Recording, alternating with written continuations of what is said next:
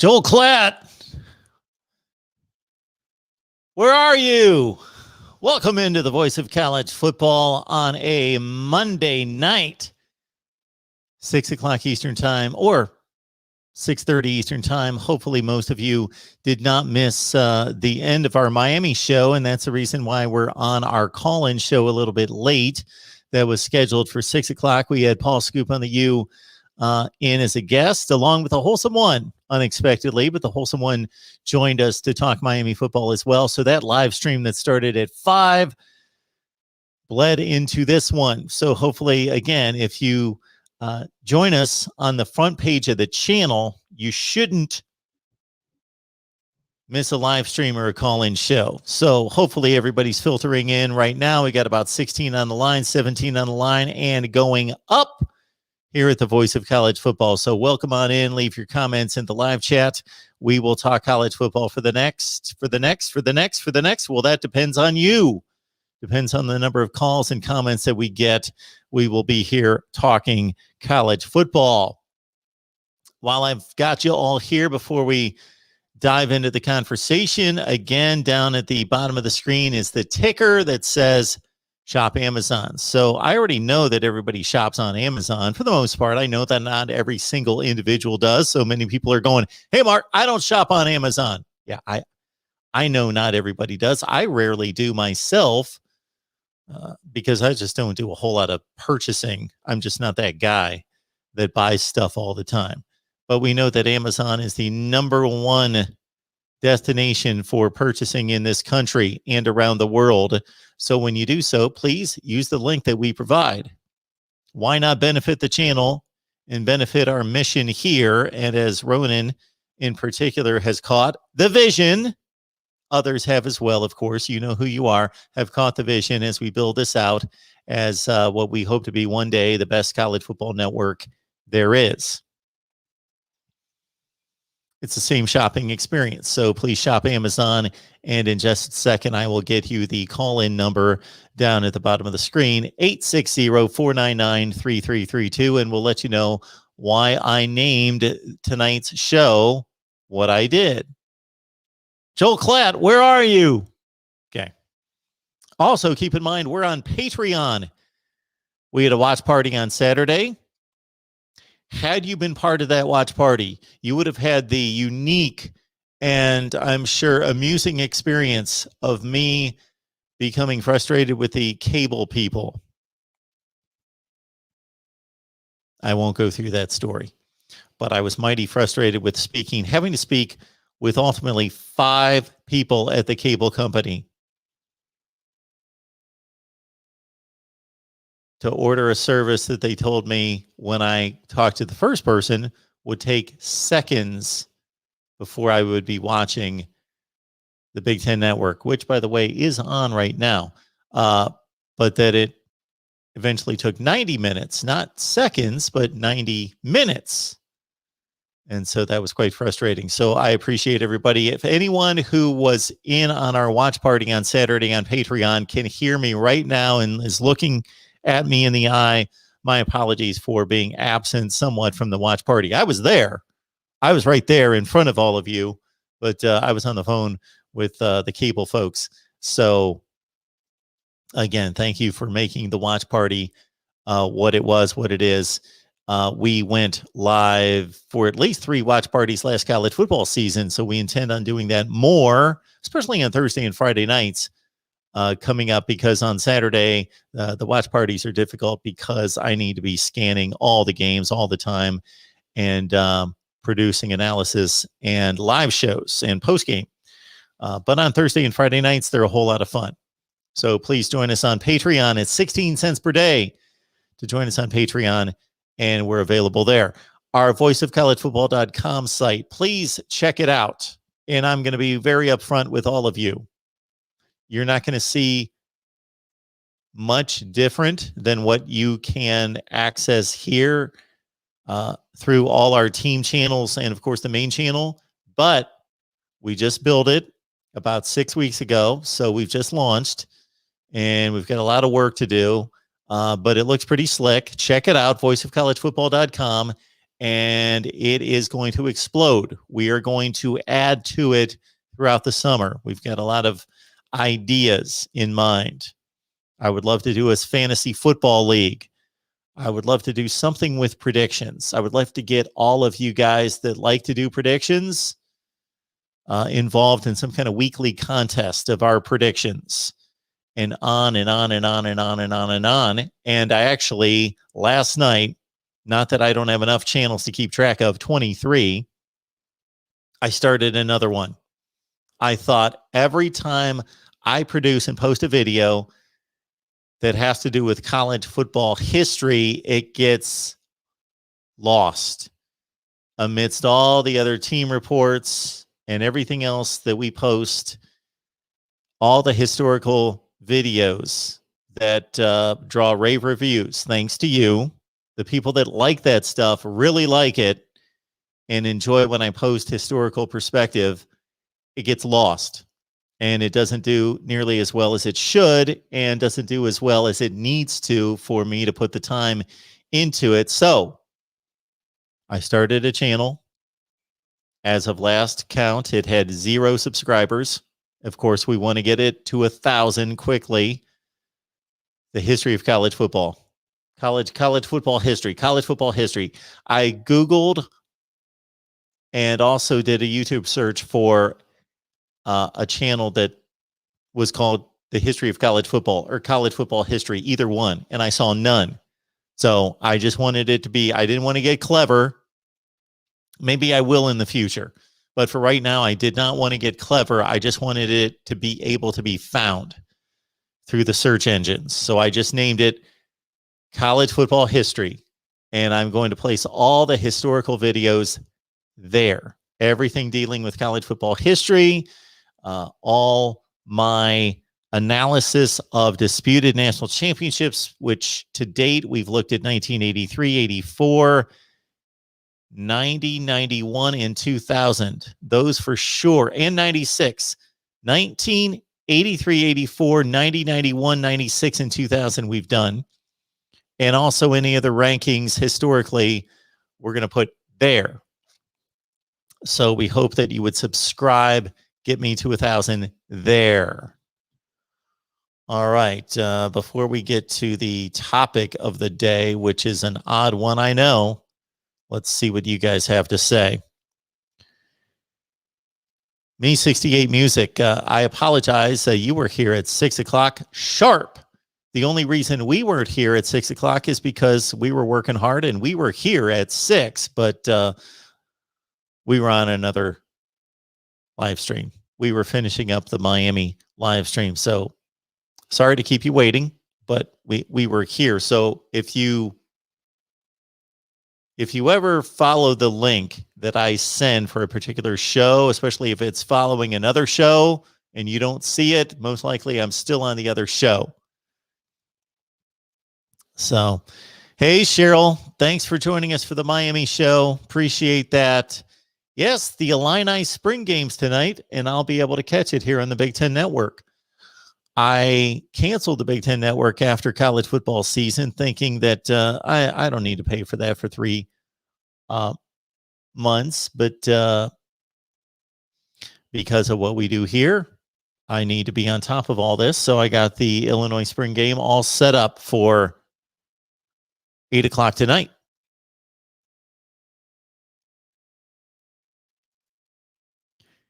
Hey, Dom, Raider Nation, raised royal, whatever all that means. Joel Klatt loves the Big Ten. Some of you may be asking, Mark, why the Joel Klatt comment? What does that mean? Is Joel Klatt missing or something? Dom, Raider Nation, raised royal. There is one called College Football Chronicle. He does that stuff. Oh, the historical stuff. Okay, very good. Good for him. Sure he does a fine job. Well, I'm not sure of it because I see a lot of people doing horrible jobs out there. But I will say that regardless, we will take our stab at it. I enjoy the historical aspect of sports and college football in particular. And we got a lot of great feedback on our historical videos. So we will place those on our new channel.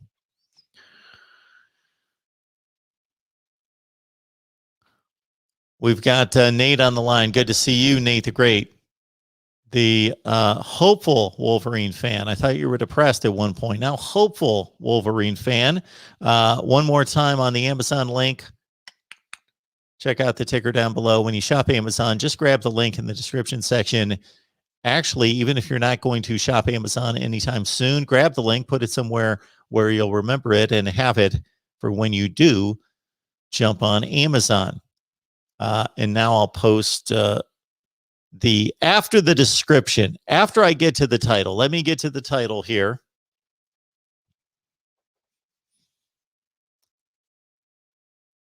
When I ask all of you, who would you like to see on here?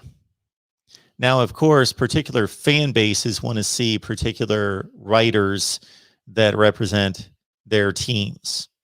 The Michigan fans will say, okay, I want to see the guy from 247 or the guy from Rivals, and on and on and on, depending on the team. So I get that. And then I go after those individuals. But from a national basis, when I ask that question, who would you like to see here at the Voice of College Football as a guest? The person that I hear mentioned the most is Joel KLATT. And I have tremendous respect for Joel KLATT, and we would have an amazing college football conversation. I know it. So I have reached out to him through Twitter because I have no other means. I don't, of course, know the man. And had to knock down the light a bit. I also don't have any way of getting through to him other that I know of than to just flat out hit him up on Twitter. Just make it public. Hey, Joel, would love to have you on the show. So that typically works. That worked with Jerry DiNardo and Phil Steele and others. And fortunately, I have those connections now where I can just text those gentlemen and others that I have a direct contact with. But in terms of Joel KLATT, who, again, when I ask for a national figure that people are requesting to have on the show, he is brought up more than anybody else. So I've reached out to him maybe 10 or 12 or 15 times on Twitter, and I don't get a response. So my idea is that all of you can make an impact here, because if person A reaches out to person B on Twitter and says, hey, I would like to have you on my show, and person B either doesn't see it because he gets a bunch of he doesn't check his Twitter or whatever, or he sees it and doesn't, just figures I'm not going to check that out, whatever. What's going to move the needle is if a lot of people jump on that tweet. So when I post to Joel KLATT, hey, would love to have you on my show, and then if I've got 50, 100, 200, 300 people that retweet it, like it, respond to Joel and say, hey, you need to go on this guy's show, that's what's going to make that happen. I'm not going to make that happen. That's obvious.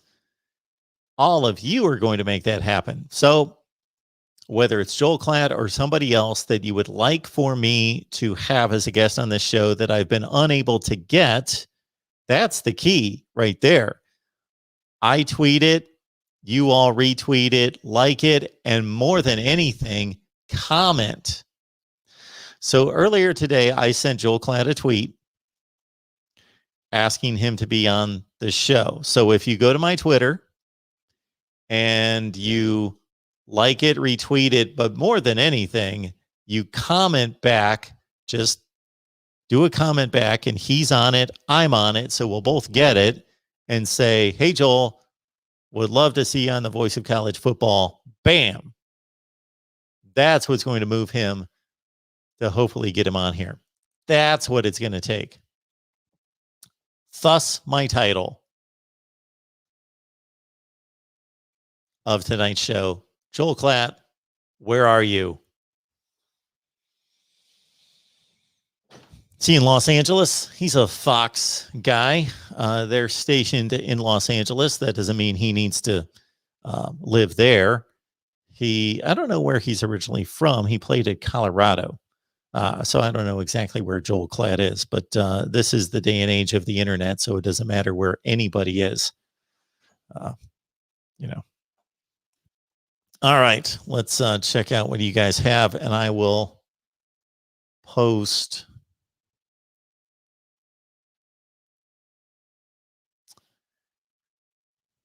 the number down at the bottom of the screen, 860-499-3332. And as always, the super chat's available, as well as you can reach me at Venmo, PayPal, and Cash App. Just search Mark Rogers TV.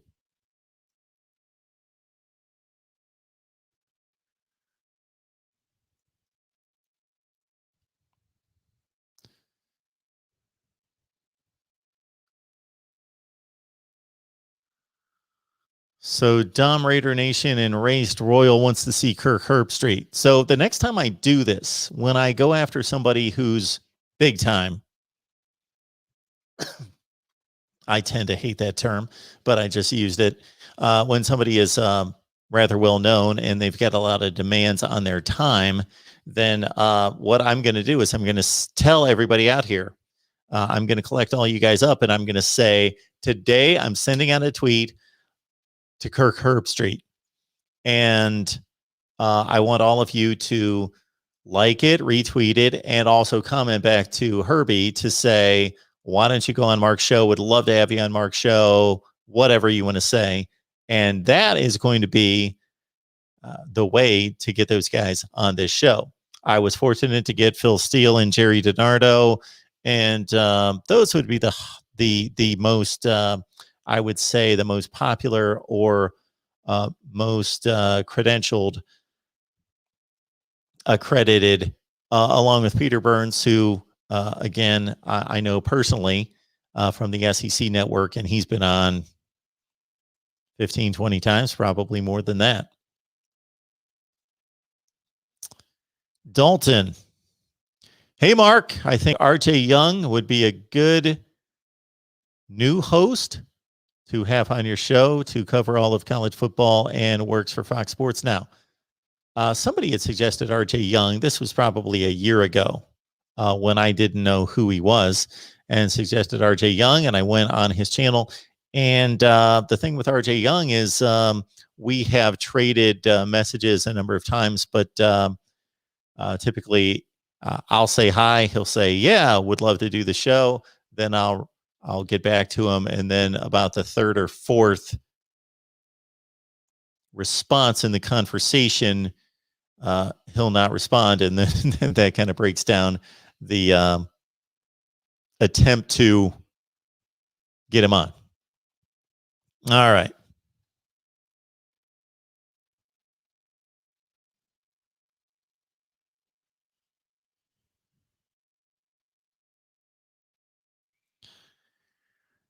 Adam's got a question. Could Ohio State's second string win the Big Ten? Yes, they could. Would they win the Big Ten? I'm not so sure, but they could. They could win the Big Ten. It would not be a shock to me or most people.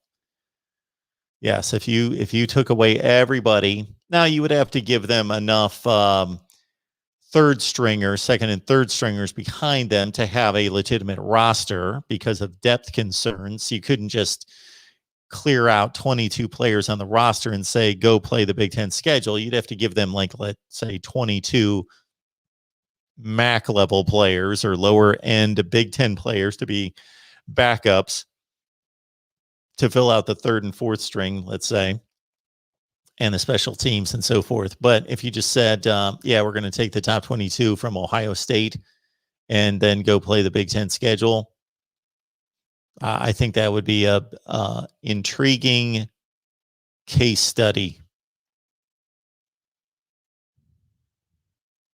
I think it would be a real fight for the Big Ten championship.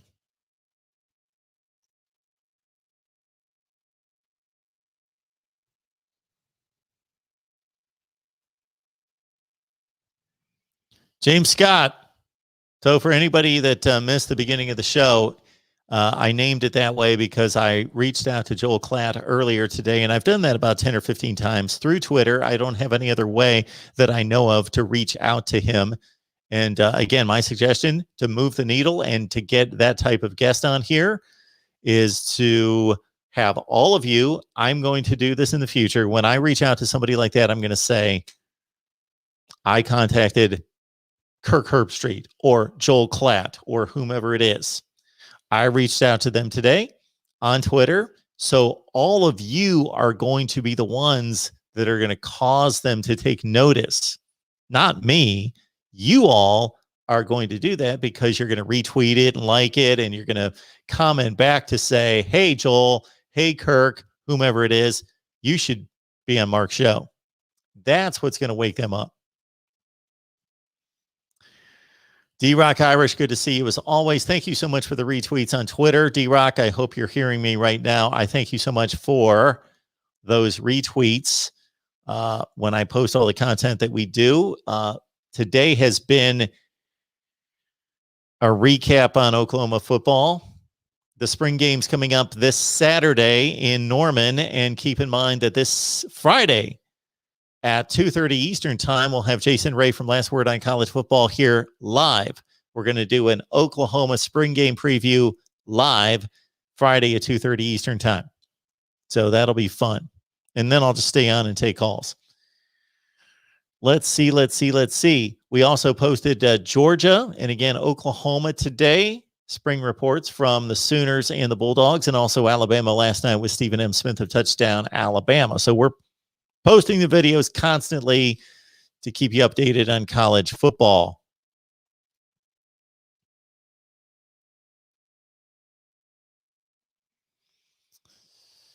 Mark East, Joel KLATT is on Colin Cowherd regularly, and you know way more than that guy. Yeah, I like Colin Cowherd, but when it comes to college football, yeah, it's not really his thing. Anyone on the game day crew? So we got, Reese Davis is a good guy. Definitely. And David Pollock would be good. And again, this is what I'm going to do. If I can remember, sometimes I promise things because I've got way too much on my mind and too much going on, and I'll say something and then I'll forget to follow through on it. But I did it today, contacted Joel KLATT on Twitter. I would like anybody who's watching me right now to jump on Twitter at some point. And if you don't think of it right now, you'll forget it. Go to Twitter, go to my feed. You'll see it because I think it's the last thing that I posted besides our last live stream. And you'll see my contact with Joel KLATT and just comment back to Joel and say, be on Mark's show. Bam. That'll get his attention. Phil Steele will wait till he gets his magazine wrapped up because it's impossible to track him down at this time until he gets the magazine finished, which he typically tells me is sometime in mid-June, something like that. And then we'll go after him and hopefully have him on this summer. Dalton is saying that I would not watch this if Mark had Reese Davis on. I like Reese Davis.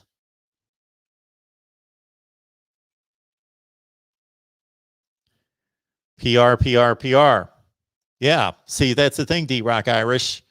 For all that I do know about college football, I would love to know more about college football, and I would know more about college football, what's going on right now and in the past, if I could approach this as just a commentator. But I've taken this on as a business, so I have to address all the PR and the marketing and the technology. You wouldn't imagine the conversations and the work that I put into this camera that's sitting back here, this camera that's going to make this look a lot better, hopefully once I get that baby running.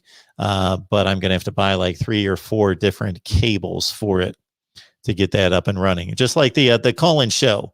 You old timers know that the call-in show used to suck. Not the call-in show itself, but the technology for the call-in show.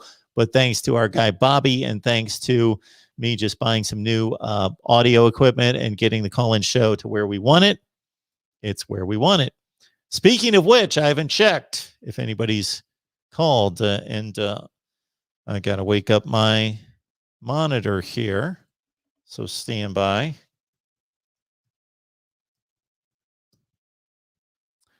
We do have a call coming in. I believe that would be Uncle Lou. Lou, what's going on?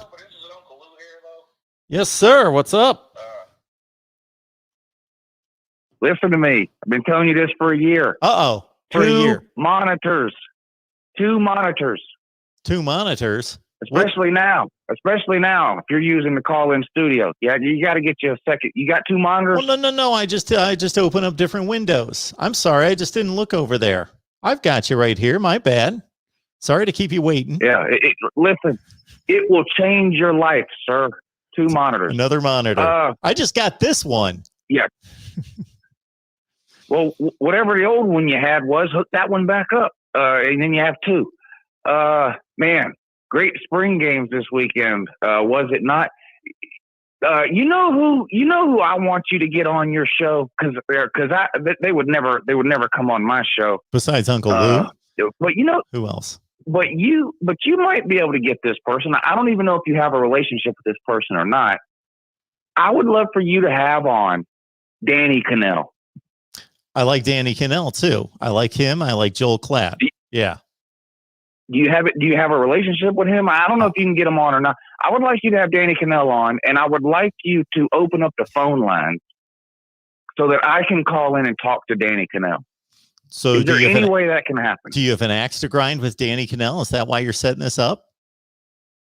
Is there anyone that doesn't have an axe to grind with Danny Cannell? He likes to be a contrarian. Danny Cannell on, it would probably be the biggest show you ever had. I haven't heard. This guy's an idiot. Okay, hang on just a second. Danny Cannell, we know that the guy played college football and he played in the NFL, so we know he knows football. So that should be established. You know that, Lou. No.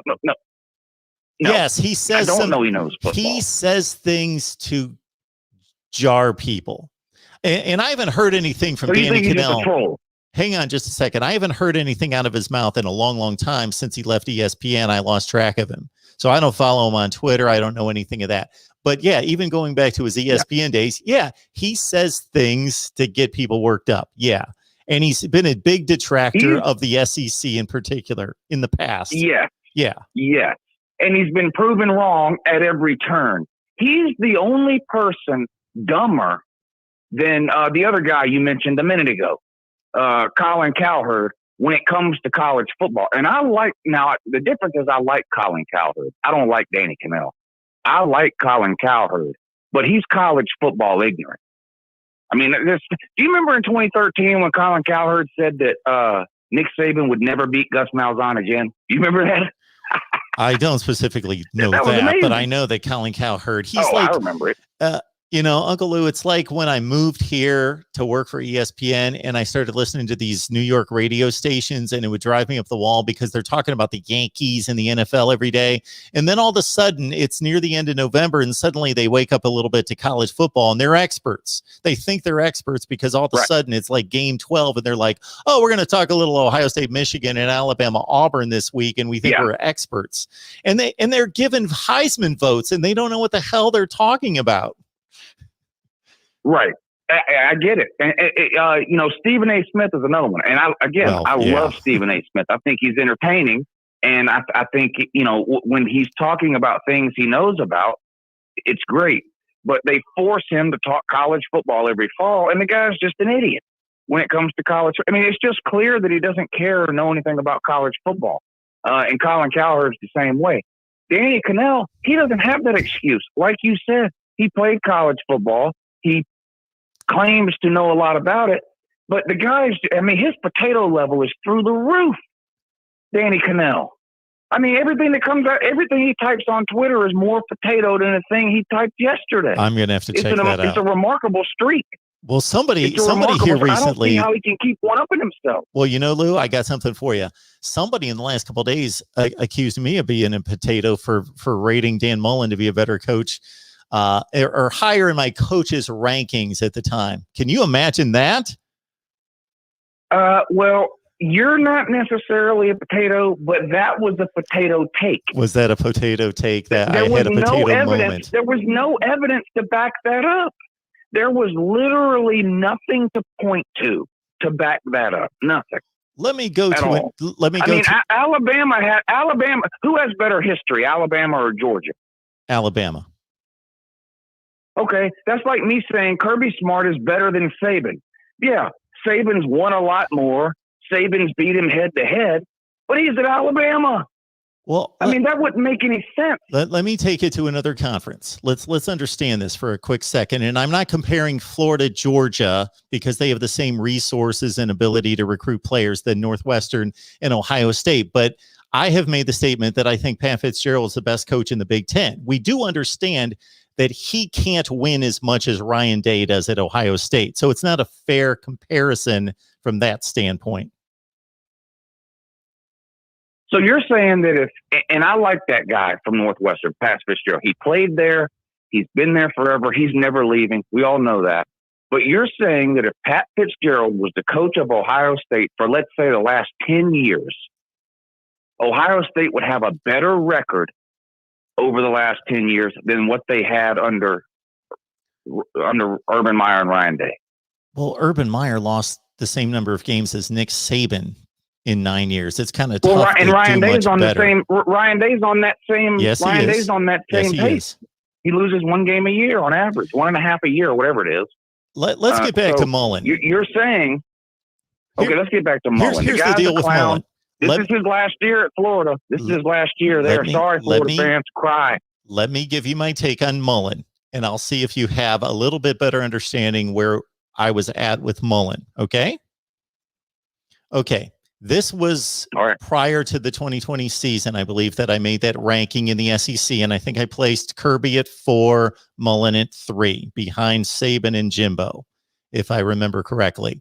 Okay, Mullen did what he did at Mississippi State. Okay, he comes to Florida. He takes over a team that obviously the roster was much better than 4-7, but they did go 4-7 the year before he got there. And then he goes 10-3, wins a major bowl game, goes 11-2, wins a major bowl game. And then actually after I made that ranking, he did beat Georgia head to head and win the division. Yes. Now what best year he's ever had. Sure, it is the best year he ever had, other than the wins and losses. But he beat the best opponent that he's beaten and won the division to get to the and they played Alabama really tough in the SEC championship game.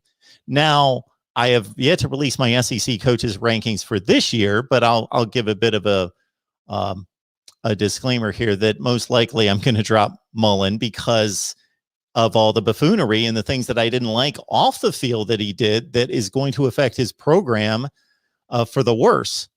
The Missouri game in which he acted like a knucklehead running out on the middle of the field and causing, a bad situation to escalate, dressing up like Darth Vader, like a knucklehead, complaining about the fan noise and the crowd noise at Texas A&M with 22,000 people in the stadium when there's usually 105,000.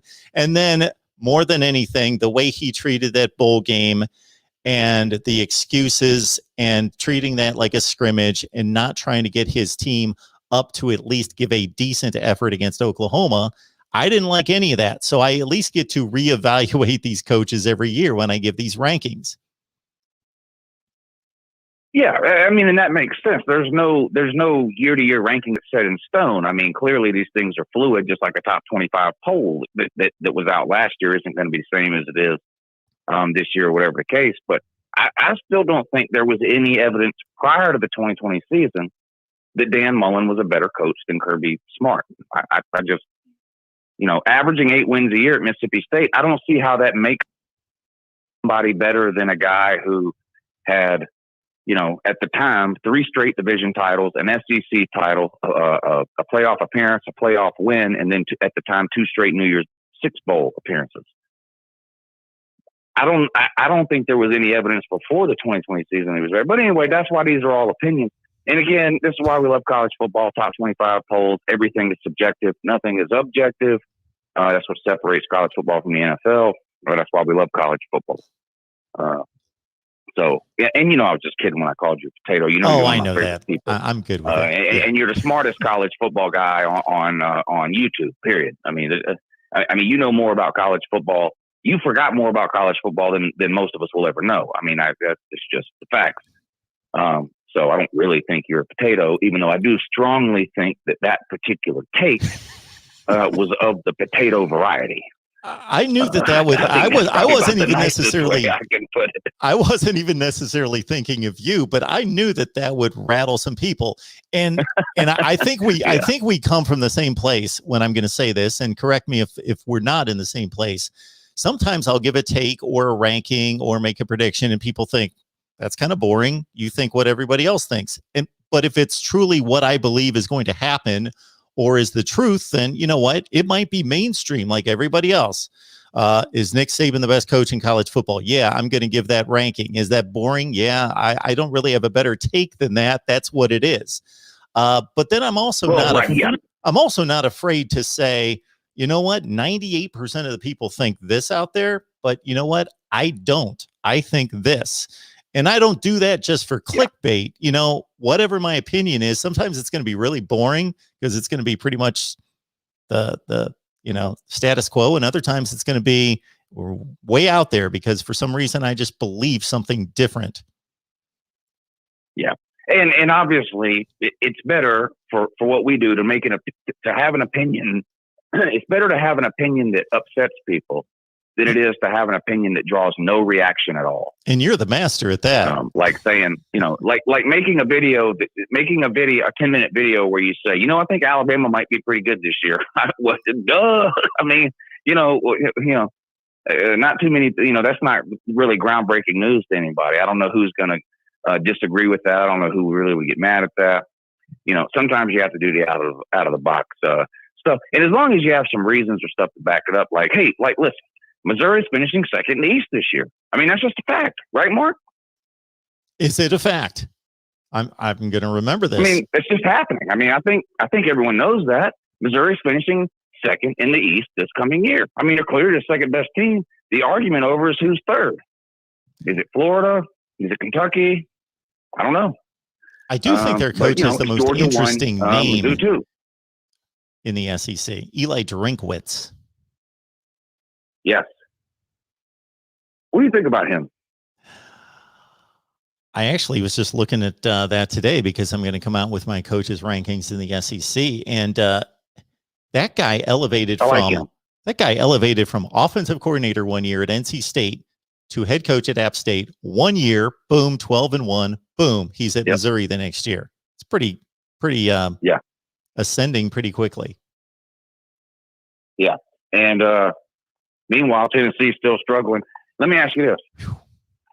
Who will have the better record over the next 3 seasons, Missouri or Tennessee, with Heupel and Drinkwitz, assuming they both keep their coaches for 3 more years at least?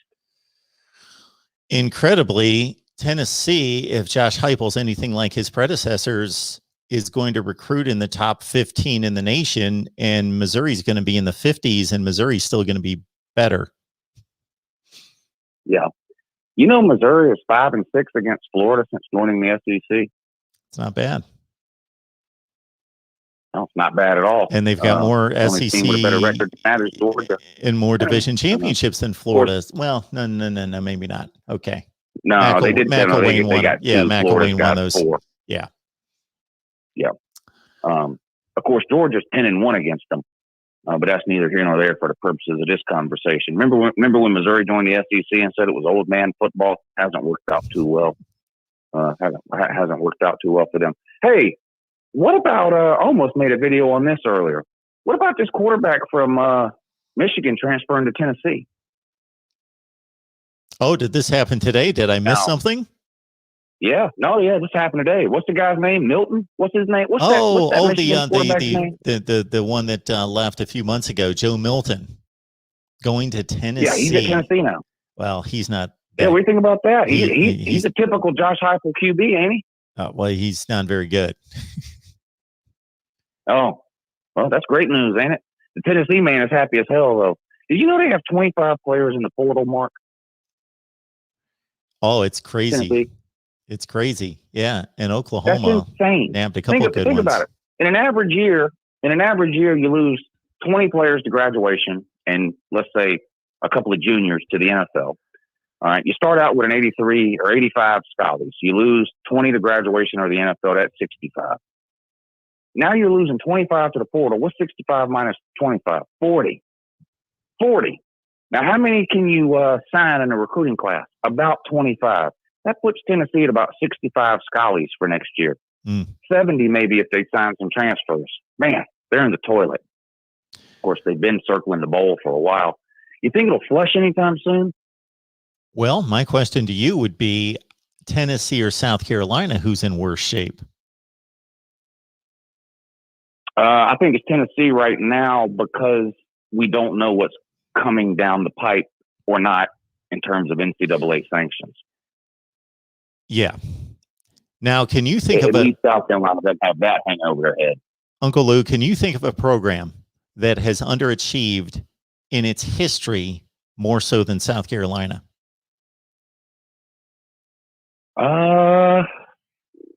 When you consider where they're playing football, that they've got football players, high school football players all over the place to recruit.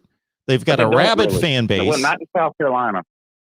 Well, not necessarily right there, but a rabid fan base. They got facilities. They've got money. They should be good at, and besides Spurrier winning 11 games 3 years in a row, what have they ever done? Yeah.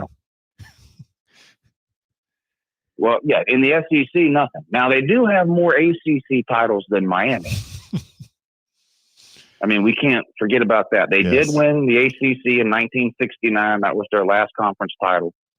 And Miami, of course, currently sitting on 0 ACC titles. But Miami does have one bowl win in the last 15 years, so they can hang their hat on that. Yeah, they beat Nevada. Yeah, in an amazing game. Yeah, beat a group of 5 team. Right, plus Ed Reed is the head of football operations, whatever that means. Sell me on your team or tell me that I need to be a little bit more concerned, because in my way too early top 25, I ranked your Georgia Bulldogs number 1. Now I'm a bit concerned. Okay, George Pickens, I don't consider to be, because you've got just layers of 5-star talent at wide receiver, but he was the guy that was productive more than anybody else. So he's gone. Yeah. And then your secondary concerns me. Me too. And now that's my only concern, but it's a big one, especially when you look at the week 1 opponent. You know, we don't have a couple of weeks to figure things out there. I mean, you know, I know Ukulele only played a couple of games, but what's he averaging? 400 yards a game? You know what I mean? And I mean, Boston College is not any good, but Notre Dame had a legit defense. And the Ukulele ain't why Clemson lost that game. You know, he played great in that game. He had over 400 yards, I think. In that game on the road at Notre Dame, which, of course, Jake Fromm won at Notre Dame with no problem. But the Ukulele is no Jake Fromm, but he's still pretty good. So that does concern me week 1. Now, you know, people are laughing. That transfer from West Virginia. Now, okay, how mind-blowing is this, Mark Rogers? We had the best pass defense in college football last year. The West Virginia Mountaineers. How mind-blowing is that? You know, a lot of times you get a team in the Big 12 and you look at the stats and you're like, oh, this team was 40th against the pass. And people say, well, yeah, but it's in the Big 12. All they do is throw, so 40th actually ain't that bad. Well, West Virginia had the number 1 pass defense in America last year. Correct me if I'm wrong. They played nothing but a Big 12 schedule. I was just going to say, all Big 12 games. That's impressive. Other than the bowl game, and they did play Army, so that helped them out a little bit, playing Army, but still, only gave up about 160 yards to the per Army game. Right, they were top 10 pass defense all year long. They never fell out of the top 10 pass defense. We now have their DB coach and their best DB. Yeah, he was a second-team All-American. I'm not trying to say that this guy's going to win the Thorpe Award or he's the next Champ Bailey. But the one thing Georgia was lacking in the secondary was experience. We've got talent. I mean, Keely Ringo, Jalen Kimber. I mean, these guys are very highly recruited. You know, every single relevant team in America offer these guys scholarships. They're just young and haven't played a lot. So the one thing we're lacking is experience. So if nothing else, this guy from West Virginia gives us that, and I think he'll start. So, is he a lockdown corner, first round DeAndre Baker, Patrick Surtain type player? No. But he's probably the best DB on our team, at least week one, until these young guys get out there and show me what they can do. So, I mean, I think that's a big deal. It goes a long way towards helping Georgia's secondary, particularly early in the season. And no one's been a bigger critic of Georgia's offense than I have. And spring game or not, 700 yards passing? Well, I mean, what am I watching here? And I don't know if you watched the game or not, Mark, but JT Daniels had 350 yards passing to a bunch of freshman wide receivers and walk-ons that won't even be playing this fall. All of our starting receivers sat this game out. Every single one. Every single one. Jermaine Burton didn't play. Arian Smith didn't play. Blaylock didn't play. Rosamie St. Jack didn't play. They had Darnell Washington playing on the second team. I don't know if that was some kind of a hide-and-seek thing Kirby was doing or what, but JT Daniels had a couple of freshmen and a couple of walk-ons to throw the ball to, and he threw for 350. So, bottom line is, if you see Georgia on your schedule, that's just an L for you right now. I mean, it's losing that game. I mean, I don't see anybody beating Georgia. Am I wrong? JT Daniels, we know he's capable. We know he's good. We're going to find out if he's elite good, college football playoff good. And we don't have to wait very long either. No. One. Not against that defensive front. Clemson's a C-minus team. Yeah, Clemson's got blown out in their last two major postseason games. They're currently on a one-game losing streak, about to be 2 games. I mean, Clemson had a good run. They did. But we're not NC State. You know what I mean? I mean, Clemson is 18-42 against UGA all time for a reason. And it's about to be 18-43. Lost Trevor Lawrence, and even more important than that, I think, lost Travis Etienne. Congratulations on getting 10 of 11 starters back on defense, including that Polish linebacker with a neck roll. What was the deal with that, by the way? No one has worn a neck roll in football in 25 years. This guy comes out with a neck roll every week. He looks like Eric Dickerson playing linebacker. There you go. And he's not that bad. The problem is you can't play a whole game. I mean, how many games this guy's been kicked out of for targeting? Every other game, this guy gets a targeting call. But you know what they say about the Polish, don't you, Mark? Well, you're going to give it to me here. What do they say? Yeah, well, they're not that smart, Mark. And this guy, Skowski, or whatever his name is. There's a million jokes about him. Well, that's part of the deal. Right. Is with the neck roll, he plays like he's playing in 1978, like Matt Millen. Right. Yeah. So maybe he'll have a good first half against Georgia before he gets thrown out of the game. I don't know. But I doubt that'll be enough. Clemson's a good team, and they'll still be, they'll finish the regular season 11-1. No big deal. They even make it to the playoffs again, but they are starting 0-1. That's just the fact. They're a C-minus team right now. Too much to replace, and not enough rating to replace it. On top of that, it's just not fair that they have to play Georgia week 1. Maybe if they caught Georgia a little later in the year, I don't know. I don't think that week 1, giant L for Dabo Swinney. I just don't think that game's going to hurt either team as long as it's a close game, and as long as the other team, the team that wins it, goes on and does what they're expected to do. Right. Yep, I agree. Whoever loses that game, if they finish as conference champions, whether it's Clemson in the ACC or Georgia, it's still going to the playoffs.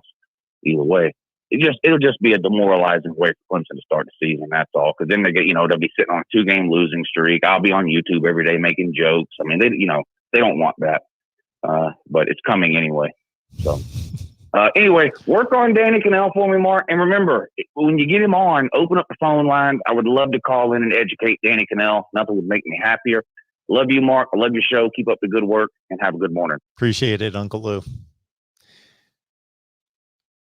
I will certainly be making that call to Uncle Lou if we get Danny Cannell on. We get Danny Cannell on, Uncle Lou will get the call from me to say, hey, we got him on Thursday night, 8 o'clock, whatever it is. Be here. All right, let's take some other calls here. We got Derek who wants to talk about Zach Wilson versus Justin Fields in the draft order. Derek, how are we doing tonight? I'm good. And yourself, sir? How you doing tonight? I'm doing great. What you got on your mind? Zach Wilson and Justin Fields, huh? Yeah, I don't know. I'm just a little bit troubled about, Zach Wilson being the projected number 2 overall pick of the Jets. Justin Fields. I know I'm not an NFL GM. I haven't done my homework on these two guys and their body of work, but if I look at their defining moments in their careers, to me, in my opinion, when Zach Wilson, BYU, played Coastal Carolina versus Justin Fields playing Clemson in the Sugar Bowl, and then Zach Wilson, on their last drive of the game, failed to win the game technically. Then you have Justin Fields, who had badly bruised ribs in the first quarter of the Sugar Bowl, and then mans up in the second half and throws a 60-yard bomb in the end zone over 2 defenders for a touchdown. I don't know. I think he's an overall better athlete than Zach Wilson, and they're both cut out of the same mold. They're both mobile quarterbacks, dual threat quarterbacks. But I don't know. I just believe that Fields is much better as a much better pick. Just my personal opinion. I want to get your take, sir, on that. Well, the way you're outlining that brings to mind similar comments that I had when Deshaun Watson came out, and couldn't believe that there were 2 to 3 quarterbacks that were being rated, including Mitchell Trubisky, higher than Deshaun Watson, because I thought, okay, you can get too hypersensitive and analytical in looking at throwing motions, and is the elbow too low, and is the windup too slow? Is this, does the nose of the football not flow at the trajectory that we like a perfect Drew Bledsoe pass? All those things can be overanalyzed versus I just watched Deshaun Watson play the best defense in college football 2 consecutive years in the national championship game. And the first time he went out there, he put up 500 yards of total offense, and they barely lost, even though they had an inferior roster. And the second time he went out there and he put together, after, to your point about Justin Fields, after being just beaten to hell for the first quarter and being down 14-0, he brought his team back and put together 2 75-yard drives in the fourth quarter against the best defense in college football and won the national championship. So I hear what you're saying. When I watch Zach Wilson, I don't see anything not that he can't play in the NFL, but in watching Zach Wilson, and I was watching him a couple of years prior to the big, senior season, he's going for the draft, and it never struck me that this guy was anything amazing. I thought he was capable, thought he was good, but he never struck me as, this guy is a generational kind of player that should be the 2nd overall pick in the draft. Yes, sir. And I know one thing. Again, I wish nothing but the best for Zach Wilson. I'm not Sure. a Zach Wilson hater, but I mean, compared to Justin Fields, I think, because look at Justin Fields. He came from 2 elite programs. He was a quarterback. He was a 5-star recruit out of Georgia. Basically left Georgia because I forgot the predecessor, the other quarterback there, Jake Fromm. He left because of Jake Fromm. He probably felt he wouldn't get enough playing time. So he had to wait, a little longer to play. So he goes to Ohio State, another elite program, and just dominates over there. Steps right in and becomes a starter and is embraced as by the team, his teammates, and everything.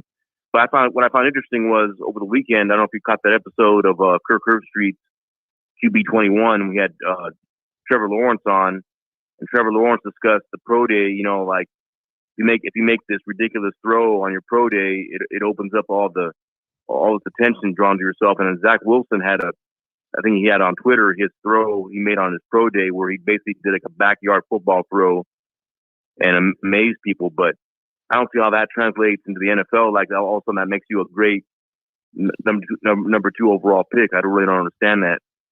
I don't know. I'm just a little baffled by that.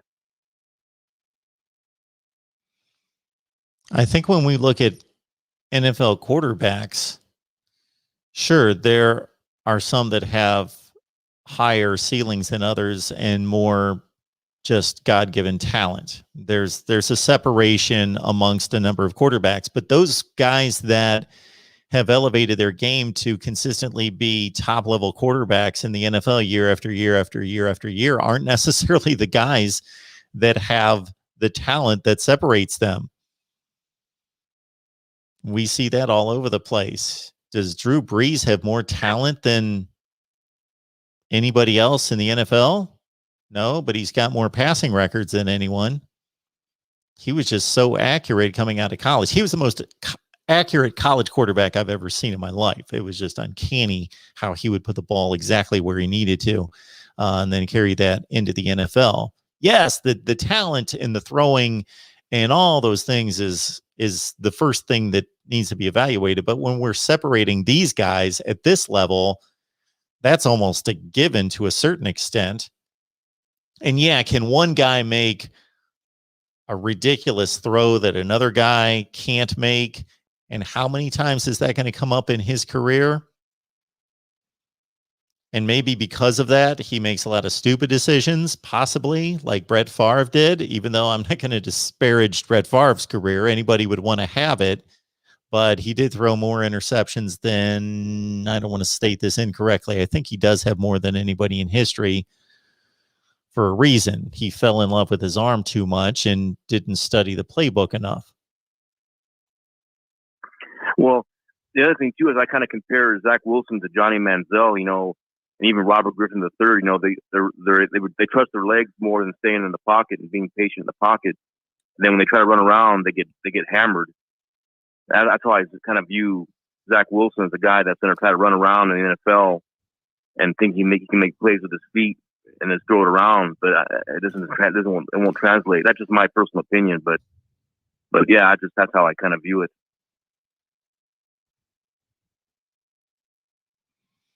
I gotcha. Anything else on that, Derek? No, sir. Thanks for taking my call again. I appreciate it. Absolutely. Have a good night. All right. Very good. Appreciate everybody calling in. Derek and Uncle Lou. Anybody else tonight? We just did a Miami show. Please check it out. I think I'm missing a super chat I need to catch up with, so let me do that for sure. You see the number at the bottom of the screen there at 860-499-3332.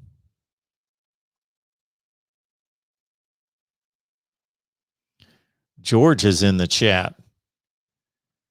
We got Falcon ERX. Wilkie, I want to catch up with you because I saw your super chat as well asking about my show with Pigskin Pete that we did for, about 15 or 20 weeks during the off season. College football coast to coast with Pigskin Pete every Monday at noon Eastern time. But we're going to have to put that on sabbatical for a while. So just stay tuned. Hopefully we'll get together at some point for that. Falcon ERX, thank you so much for the super chat contribution there. The U, Miami, will beat Bama this year. Falcon ERX, you keep writing out those super chats and you can say whatever you want. All right, got a call coming in.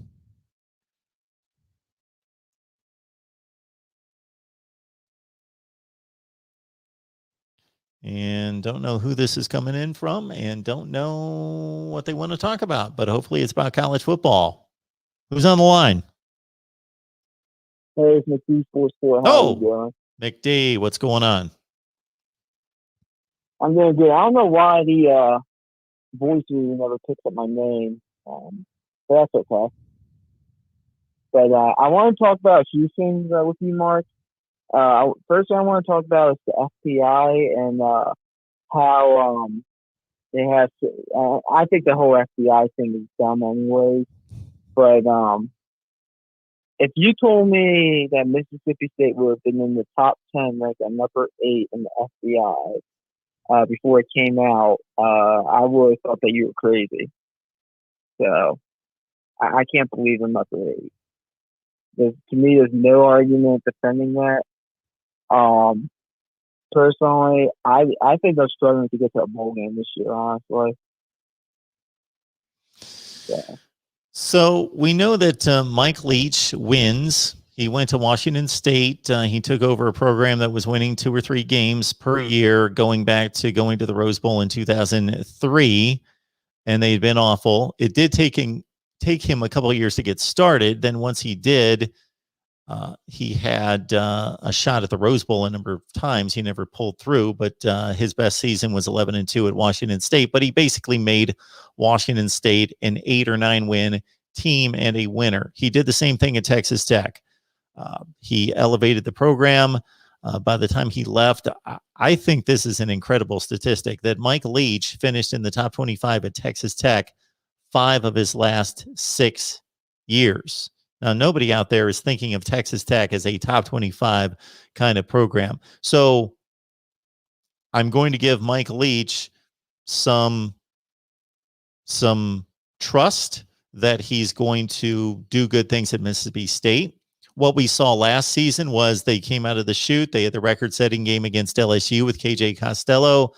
Then they completely hit the skids, and his passing offense was shut down for the next 5, 6, 7, 8 weeks. I think they went 1-7 the next 8 weeks with their one win against Vandy, who we know how awful Vanderbilt football is. And their passing numbers were among the worst in the nation. Like he had never had a passing offense get stymied like they did at Mississippi State last year. And then they actually ran the football to win the games late in the year and won a bowl game against Tulsa. Not a great feat, but they did win a bowl game after beating Missouri. So they did somewhat rally late in the season. But to elevate that team, and I haven't done a hard look at Mississippi State's personnel. We had a Mississippi State guy on a couple times from SB Nation, and they are very athletic in places, just like any other SEC team. But to elevate them to the 8th best team in the country is just seems insane. Okay. Yeah, I'm right on the same page there. But 2 other things I want to talk about. Do you think that if Clemson loses to Georgia week 1, which I believe Clemson will beat Georgia week 1 because I just trust Dallas over Kirby Smart, do you think that Clemson will be knocked out of the playoff race with that loss to Georgia? Because if you look at the schedule outside of whoever they get out of the ACC Coastal, which I'm assuming is going to be the North Carolina or Miami, if you look at the schedule, who's the next best opponent? NC State, maybe? Me and you have gone back and forth about how we do not like Dave Dorland that much. So, do you agree with that? Okay, I'm trying to. You were a bit muddled up there for a few seconds. So what I'm getting is that you believe Clemson's going to beat Georgia week 1, then go into the ACC season, and you're asking if they will make the playoff if they lose the ACC championship game? I think no. If they win the ACC, if they go 12-1 with a loss to Georgia, I think they should be out of the question. Okay. Now you've got them losing to Georgia. So what's your scenario? I think they'll beat Georgia week 1. Okay. Personally, they're going to beat Georgia. But if I'm wrong and they lose to Georgia, I think they should not be in the playoff conversation. Regardless of what happens after that. Yeah, regardless of that. I mean, North Carolina is probably going to, I'm assuming North Carolina is winning the Coastal, if not Miami. They're going to be coming in with 2-3 losses. Yeah. I mean, that's going to be your best win. I mean, they better hope that there's a surprise in the ACC Atlantic, like a Boston College, and there's some people high on them. So if Clemson loses to Georgia, 38-35, great game. Go on to clean up, as they typically do, the ACC and beat a 10-2, 9-3 Miami or North Carolina team in the championship game that's probably ranked in the top 15. And they are 12-1 with a narrow loss to Georgia and a win over a top 15 team in the championship game. And Georgia goes on, let's say, to do what we would expect them to be, 11-1, 10-2. Clemson, in your mind, regardless of what's going on across the nation, should not be considered for the college football playoff. I wouldn't completely go there, but I don't think it should be 1, 2, or 3. I mean, obviously they go 12-1, and that's like the 4th best record out there. Because I personally think Ohio State's going to win through everybody, and I think Bama's going to win through everybody. But I think whoever wins the Big 12 is going to the playoffs. But if Georgia's sitting there at 11-1, going and they win the SEC, yeah, I'm paying them over Clemson. If Cincinnati goes undefeated, I'm paying them over Clemson. If Iowa State goes 12-1, I'm paying them over Clemson. And if any Pac-12 team goes 13-0 or 12-1, depending on their loss, if it's Oregon going 12-1 with a loss to Ohio State, whoever has the worst point spread margin, I would say needs to be out of the playoffs. Well, I get your point. You want to see teams make the playoff that have meaningful wins against top competition. And Clemson, if they lose to Georgia, has no other opportunity, depending on what happens with Miami and North Carolina and what they show us. But yeah, Clemson, if you look at the schedule, it's pretty bad. Yeah, I agree with that. I'm just saying, I don't think a team with that weak of a schedule, if their one loss is to Georgia, and their best wins in the ACC championship game against a 2 or 3 loss North Carolina, Miami, I don't think, depending on what the rest of the country's looking like. I mean, if they're 12-1 and there's only maybe 2 undefeated, and they're the only 12-1 team, then yeah, they should be in.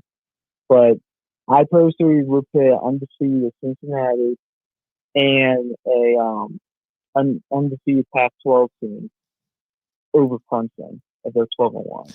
Well, your last comment there about Cincinnati would be an intriguing one. If we could set up this scenario where Clemson loses to Georgia, wins the rest of its games, is 12-1, and the team out of the Coastal was 8-4, 9-3, nothing great, and Cincinnati beats Indiana and Notre Dame. And let's say Indiana and Notre Dame we're not going to take this to an extreme, but let's say they're good. They're 9-3, 10-2 good.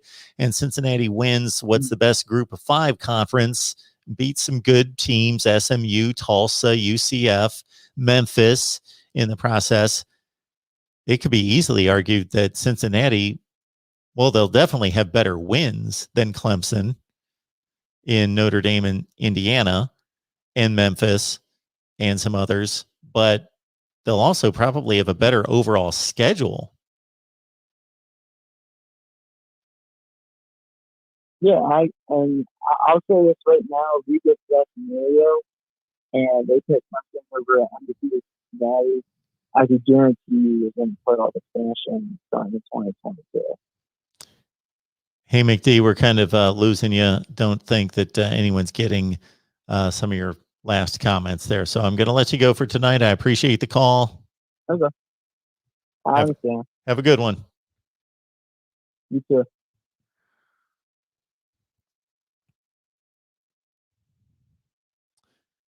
Got a call coming in from somebody who says all-time University of Miami football team, as well as my top hometown. I don't know what that means, but we'll get to it here in just a second. It has something to do with all-time rankings of some sort. Who's on the line? This is unfortunate. I apologize for lack of decorum this evening, Mark. This is Kevin from Dallas, Georgia. Yeah, I see it here. Thank you. Appreciate you calling. How's it going tonight? Oh, it's coming. It's coming. As far as had a death in the family, so hey, had to take care of that as far as back home. And what I had to do, I have to do double time now. So I have to do overtime as far as your show is concerned, Mark. As far as the two topics I just wanted to put out there, one was in reference to I can't ask anyone to do something that I'm not doing. So by that being the case, as far as I wanted to step out out of my scripted A domain and go to as far as all-time USC team, and then as far as conclude with, the old adage as far as the old conversation that took place when we were kids. My dad could beat up your dad, and what I wanted to do the remix of that, Mark, as in the athletes from my hometown. Okay. But as far as what I wanted to go with, start off as far as with the all-time Miami team. As far as quarterback, Jim Kelly. Running back, I had an issue. But I started off with Clinton Portis and Willis McGahee. And then also I could have gone as far as Edgerrin James, Najee Davenport. Now, as far as wide receiver, it's pretty much kind of, to me, cut and dry as far as Michael Irvin, Reggie Wayne. O-line, I could only, just off the top, think of two. And that was Leon Searcy and Brian McKinney. I could possibly put Cristobal in there, maybe Romberg, but Romberg might be a stretch. Tight end, I could only think of two, but the other guy, Mark, I couldn't think of his name. I know Jeremy Shockey, but I couldn't think of the guy that just retired, I think, from the Panthers, maybe. The blonde guy, I couldn't think of his name. Greg Olson. I think he came out before Shockey, if I'm not mistaken. Greg Olson? Thank you very much. As far as D-line, I'm going to have to go 3-4. As far as D-line is concerned, that would be Jerome Brown, Warren Sapp, and Russell Maryland. Yeah. As far as linebackers, Superman, Batman, and Flash, a.k.a. Michael Barrow, Darren Smith, Jesse Armstead, and Ray Lewis. Secondary, three off the top. The other three were a little difficult.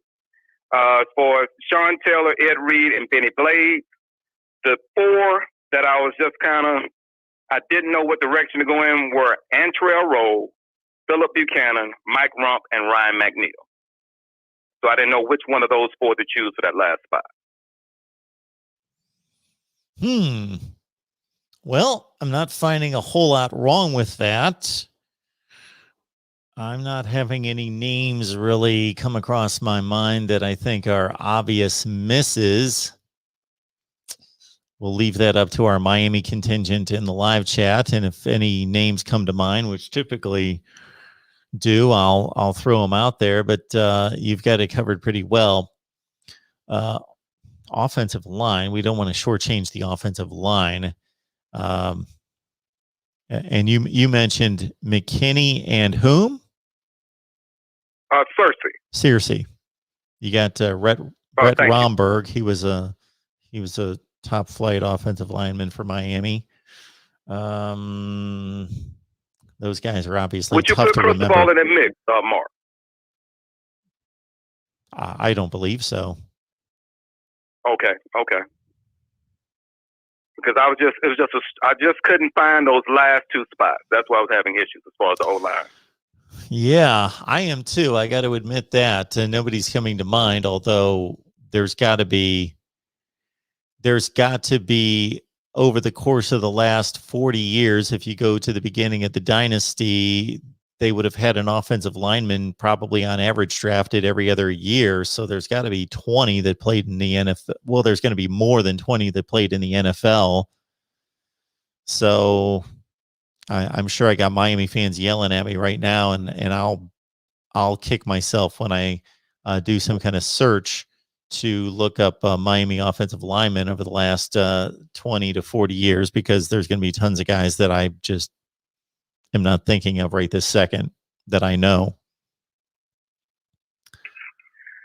And then, Mark, in conclusion, in reference to my hometown, yes. And as far as my hometown, as far as we're going to cover on, and I'm trying to do it briefly but concise, as far as which is Mobile, Alabama, 360 miles from the state capital of Montgomery, a rock's throw from the Gulf of Mexico. Now that I've put the Chamber of Commerce hat on, here we go. As far as I'm going to start on the collegiate level. Okay. And it's just as far as those names that would come, pretty much to mind readily. As far as from the same high school, but obviously different years. T. Martin, University of Tennessee, as well as Jamarcus Russell. Both of them attended Williamson High School back in Mobile. Then also another duo, that attended St. Paul High School, and that's A.J. McCarron and Jay Coker that both attended University of Alabama. On the football side, two Hall of Famer, Willie Anderson, University of Auburn, as well as the Bengals, Robert Brazile, Jackson State, as well as the Houston Oilers. On the baseball side, Billy Williams, Cleon Jones, Willie McCovey, Hank Aaron from the Negro League, Frank Lefty Marsh, and Satchel Paige. On the NCAA level, as far as basketball, Gary Coleman, Syracuse, Roy Tarpley, Michigan. And as far as the NBA, Peter Myers from the Bulls, which, I mean, as far as, some may not know him, but the best moniker other than being able to acquire multiple rings as far as from those championship Bulls teams, he is also in that rarefied air by being the best friend of Michael Jordan. Thusly, he has never been lacking as far as an assistant coaching job in the NBA. And lastly, but certainly not least, DeMarcus Cousins. So, now as far as under each mark, I mean, you could say dozens as far as NFL, NBA, as well as Major League Baseball, but those are just the ones I would think that the good people in the chat, as well as that's viewing your show now, would readily come to mind. And that, again, is from the Mobile, Montgomery, Alabama area? Well, honestly, sir, really Mobile. Just Mobile. Mobile, okay. If you want to use this term as far as, it's a little city called Pritchard, which is a neighborhood of about maybe 10 minutes from Mobile, and that would be more so Tarpley and Derek Coleman. But as far as the bulk of those, when I say the bulk, all of those are just Mobile. Just Mobile. Okay. See, I would go back to my home state of Ohio, the Buckeye State, but I'm not really good at remembering where guys exactly came from. Some of them would be from the Columbus area, Cleveland, Akron. They're in different areas. Like, Robert Smith comes to mind. Well, he's from Cleveland. Ted Ginn's from Cleveland. Maybe the best option in terms of football talent in Ohio would be, I guess, to go to Cleveland would probably be just starting out with those two. I don't remember where Chris Carter hails from in Ohio. But again, if I start plucking out great Ohio high school, or not high school talent, but thinking back to where they did play high school football, like Chris Spielman, Maslin, I'm all over the place. So I would have to take some concentrated time thinking of individual areas and then, grouping them together. Because if I just shoot off guys that played in Ohio, again, I'm going to be all over the state. Roger Staubach's from Ohio. He'd be a good place to start in terms of a quarterback, but he's from Cincinnati. So then I'd have to go to Cincinnati and try to gather up talent from there. But yeah, it's a unique part of the world. Impressive. As far as Mobile, I mean, hey, it's the home of Mardi Gras, which, I mean, that's a little known fact, but that's another story for another time. But it is, to be one of the 4 largest cities in the state, Mark, it has put out more than its fair share of athletes, whether it's Major League Baseball, where it really got its start, as well as NFL and NBA. So I just had to go on and, just had to do my little remake of My Dad Can Beat Up Your Dad, Mark. So I just putting it out there and see as far as how many other people in the chat, as well as far as that are viewing the program this evening, can have similar to as far as trees, as far as in their cities. Yeah, the best I can do in terms of my own high school, and this is nothing that comes anywhere close to that, but this is just one high school, because in my travels and talking to different people, it's rare to talk to somebody who had a professional athlete come from their high school. And we had 2. We had Dave Jamerson was a NBA basketball player who was drafted in the first round by the Rockets. He played at Ohio University, and this would have been like the 85 NBA draft. And he was a year ahead of me, 2 years ahead of me. And then there was a freshman football player when I was a senior who went on to play. He was the Big Ten Special Teams Player of the Year, and then he went on and was a kick returner for the Houston Oilers for about 7 or 8 years, Lee Gissendaner. So those were our two professional athletes from my high school that were there when, and well, if we want to go all time from my high school, we go back to the creme de la creme from Stowe High School in Ohio would be Larry Zonka, who of course had a great career. But that's one high school, and it's a rather small town of 25, 30,000. So yeah, I mean that's Zonk. I mean, who can top me? Who is the hardest running back as far as not only that era, but even if you want to say in the current era that runs as hard as Zonk did? So that's truly impressive. Yes, he was our claim to fame for a long time, and I guess still is. Before I let you go, Kevin, I just looked up a site that's got an all Miami unit here historically, and they've got, as you mentioned, Bryant McKinney, but they also have Vernon Carey and Jim Otto, the great Oakland Raiders center from the 60s and 70s, who's in the Pro Football Hall of Fame, Dennis Hara, who played for the Rams, and Eric Winston. That's their starting 5 at offensive line all time for Miami. And wow, I could kick myself as far as really forgetting Winston and Carey, but I guess maybe Carey's just too close to me as far as the modern era, and I guess that's the reason why he slipped through the cracks. But as always, Mark, thank you for indulging me. Greatly appreciate it. And as far as next time we speak, if it's okay, I'm gonna give you 2 more all time, and we're gonna take it from there. What I'm gonna do is I'm gonna put it on the tee, and it's gonna be from each of the groups to fill in the blank. So as always, a pleasure to speak with you, Mark. You take care and keep doing what you're doing. Absolutely, man. Thanks, Kevin. You have a good night. All right, thank you. Do likewise now. And with Kevin, we are sad to hear that he had a family loss there. Certainly. We've got Dave chiming in here. We'll get to this call in just a second concerning, it looks to be concerning one Mr. Joel KLATT. Dave, how are we doing tonight? Hey, Mark. Hey, I'm all with Kevin. I'm originally from South Alabama, actually just across from Mobile Bay from Baldwin County. Okay, so I agree with everything he said. Okay, that given, I just want to shortly go with Mr. KLATT, too early top 10, what I saw from a January article. Okay, he has Notre Dame at number 10. Okay, I think I can agree with that, although they're getting a new quarterback, right? Maybe they'll land on that 10 spot.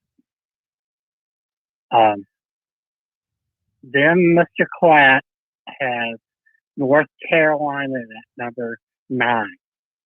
Now, I don't know if they had a fluke season last year. Clemson probably going to beat them again. Maybe a 2-loss. They won't go there. So you with me so far? I'm with you. Okay. Now it gets a little bit dicey. They have KLATT has Miami at number 8. I think you have them much further down in your top teams, right? And 20 maybe. I'm going to look it up right now. But I think he had, this is a January rating for Mr. KLATT, but Miami number 8, way too high. Consider probably they're going to lose to Alabama in the first game, and Clemson as a second loss, and maybe others. 7, he has Indiana. I don't know. Who's 7? Maybe 7. Yeah, 7, Indiana. Indiana. Yeah, that's 247 sports in January. I think Indiana is too high. They had a good season last year. Played a good game against Ohio State. But I don't know. Likewise, Iowa State at number 6. And maybe they can repeat that. I don't know. Cyclones may be good, but number 6 good. I'm not sure. Clemson number 5. Maybe I know Trevor's gone, but maybe that's too low. And you'll find out when you see number 1 why number 5 may be too low. Ohio State 4. I think that's on target. Oklahoma certainly on 3. I think that's on target. Alabama on 2. Certainly on target, maybe higher, maybe at 1. But then Georgia, if Georgia at 1, I just don't see that. I mean, Georgia has to play Clemson. They have to play Florida. I think later on they play, if they get the SEC championship, they'd be Alabama maybe at 3 losses. He's got Georgia rated way too high. That's my only comment. I think Georgia should split. He's on target for Alabama. He's on target again for Oklahoma. He's on target for Ohio State. And Clemson probably bumps at number 4 spot.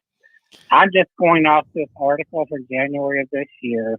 Because that was the title of your YouTube, where's Mr. KLATT. So I think he's okay except for putting Georgia number 1. And that's what I really want to comment on.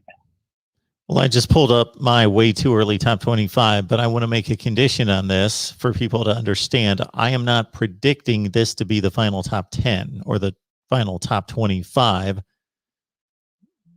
I'm not looking at the schedule. I'm not looking at the schedule at all.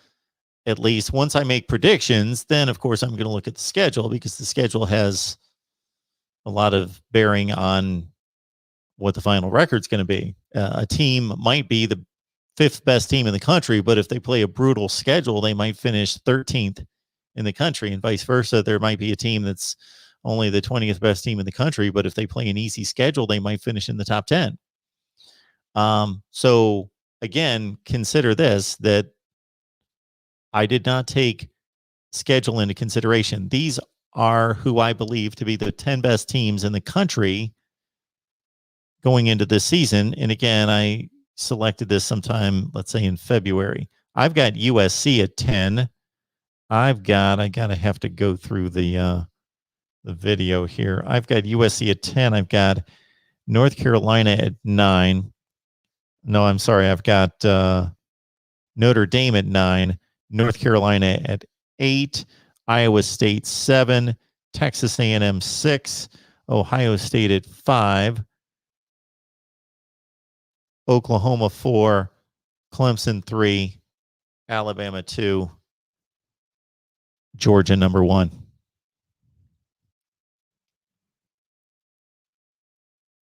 I think the big difference is you look at Texas A&M and I think Joel mentioned Iowa State.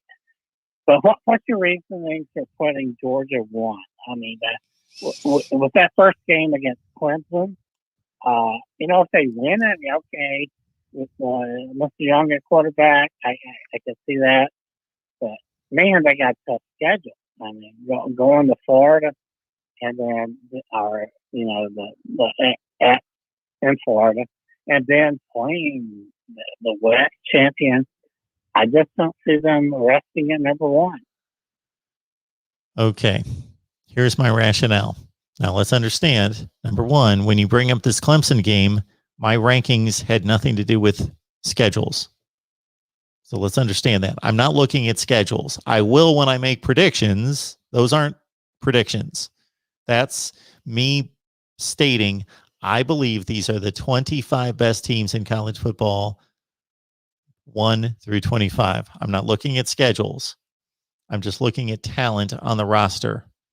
I'm looking at how good I think that they were last year, and especially considering what we went through in 2020, how valid that is, because for some teams, Arizona State going 2-2 last year and Washington going 3-1 we can only take so much from that. So the 2020 season is legitimate, but it's less valid than other college football seasons for a number of reasons. And it all goes back to the pandemic. So I take the 2020 season. I look at that particular team. I see the personnel losses. I see the personnel gains through recruiting and how much of an impact I think that will be, because as we know with recruiting, the class that you just signed is only going to have so much impact because most of that is going to come down the road. And whether I believe that that team overachieved or underachieved last year, LSU underachieved, for example. And then I projected toward 2020, and I believe that Georgia was in a position to lose a ton of NFL talent, and they had most of those guys that were on the borderline, on the fence, choose to come back to school. Now, since then, they've had a number of injuries in the secondary, and they've lost their best wide receiver. So that was before, or that all happened after I ranked Georgia as the best team in the country. So how that's going to impact what I predict, we'll see. Yeah, but you have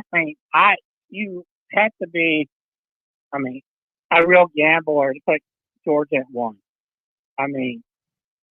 They have not won a championship since 1980. Okay, that's an intangible, but it's a fact. Okay. Secondly, when's the last time Georgia's won a big game? What do you call a big game? Define a big game. Define a big game, and then I will tell you the last time. That's a big game. Just playing Alabama is a big game. How about the championship game? How about the championship game against Alabama? Was that a big game? Sure. How about the last 2 or 3 SEC championships against Alabama? Was it those big games? Well, they only played under Kirby Smart, Alabama, in one SEC championship game. Was that a big game? Let me ask you this. Absolutely, that's a big game. That's why I'm asking you to define big game, because a lot of people, they're all over the place with what they consider a big game. Let me ask you this, Dave. One that will win you a national championship. Let me ask you this, Dave. When everything's on the line, and you lose. They used to have a term for Clemson, of Clemsoning. So where has Georgia won a big game? You're giving me, the more you talk, Dave, the more you talk, the more argument you're giving me, because you're telling me that at one point there was a thing called Clemsoning. Okay. If we believe that, then what happened? They got past that and they won national championships. Right. Okay. We also need to understand, you tell me who has, and I'm not here to be some Georgia advocate and defend Georgia. I don't like being in this place, but I'm just telling you what I believe. Okay. I believe that Georgia has arguably the best roster. I'm not saying definitively has the best roster in the country. I'm saying that it's an argument between Alabama and Georgia and possibly Ohio State on who has the best roster in the country. And so let me just ask you, before you continue, let me ask you one other question. Who has played Alabama better than Georgia? Clemson. The last time they played. You know that, Mark. Clemson has beaten them. Sure. You're starting to, they did in 2018. Sure. When's the last time Georgia beat Alabama? Okay. The point that's where I'm the going, point Mark. I'm making, Dave, is that No, you asked me who has played Alabama better than Georgia. I gave you an answer. It's Clemson, correct? okay. If we go back to what seems to be Okay, Mark, hang on just a second, Dave. Please concede that point. Can you concede that point? Clemson has played Alabama better than Georgia. Let me explain something, Dave. Hang on just a second, okay? Oh, okay. You seem to, in your argument, be going back to 2017. And it's a fair year to go back to because Kirby Smart took over in 2016. It took him a year to get the thing going. And then in 2017, they kicked it in. And that's at the point that they were what they are now. And since that time, Alabama and Clemson have played twice. And Clemson destroyed Alabama, at least through the second half of that game, and won decidedly by 4 touchdowns. And the year before, Alabama beat them by 3 scores by 18 points. I would say that Georgia has been the team that Alabama's faced that has been able to stand toe-to-toe with them every time and play them well, meaning that in 2017, if you watched the national championship game, I'm not taking credit away from Alabama. They came back and won the national championship. There was a lot of questionable, you can find videos on YouTube of a lot of questionable calls in Alabama's favor in that game. Offsides. Yeah, Mark. Mark, can you let me interject one point? Yes. Didn't Alabama's kicker doink one or miss one at the end of regulation?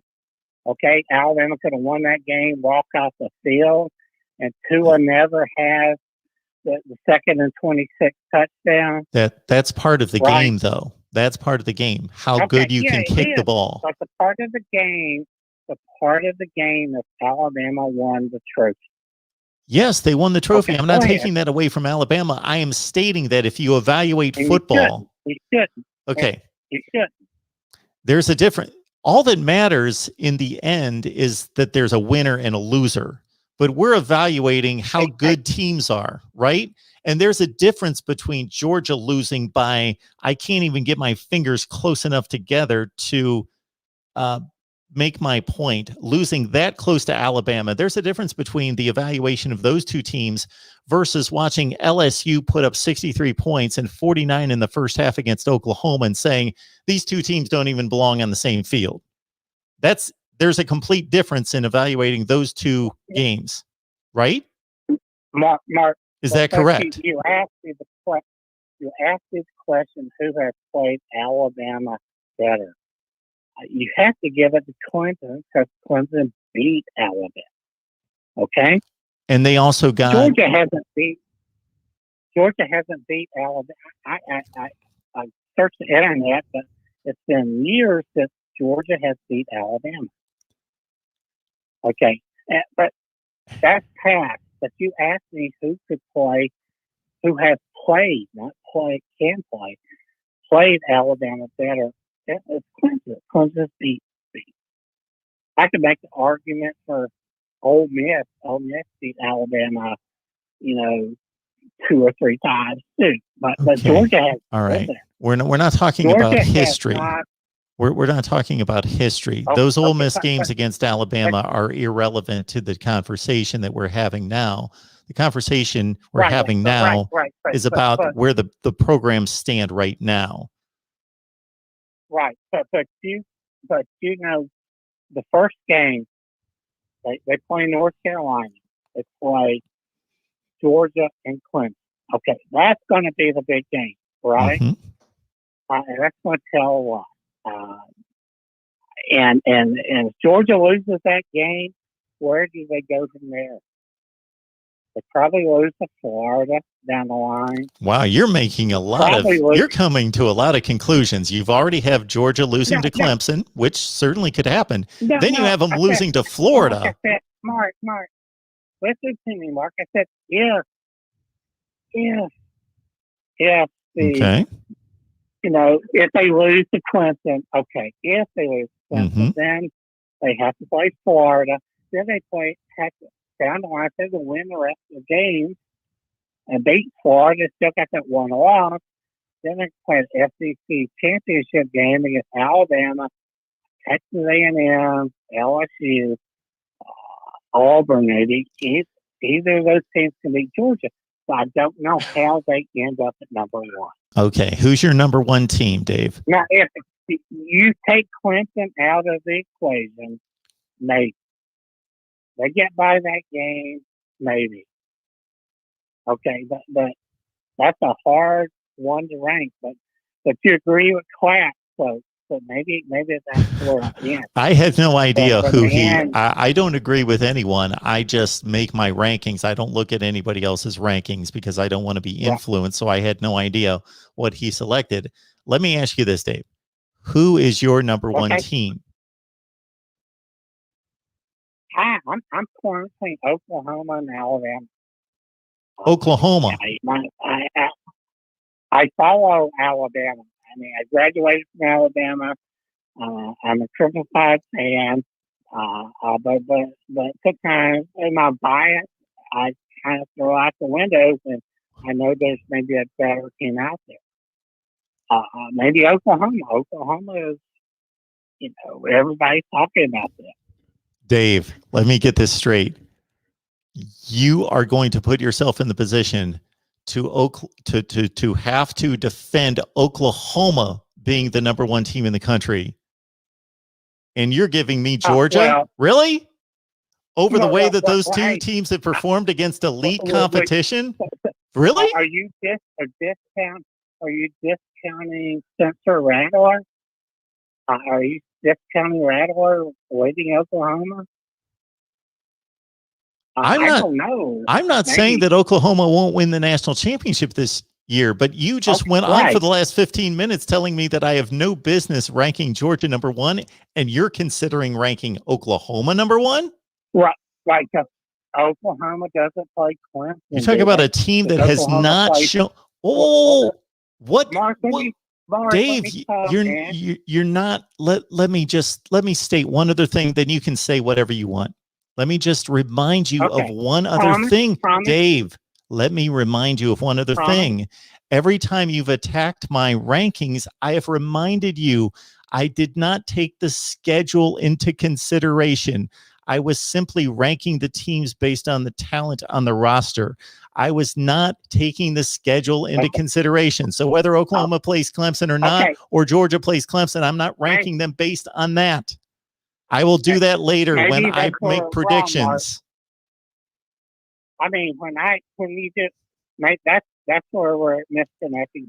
When I do an analysis, I look at the team, I look who they bring back, I look who the recruits are, and I look who they play.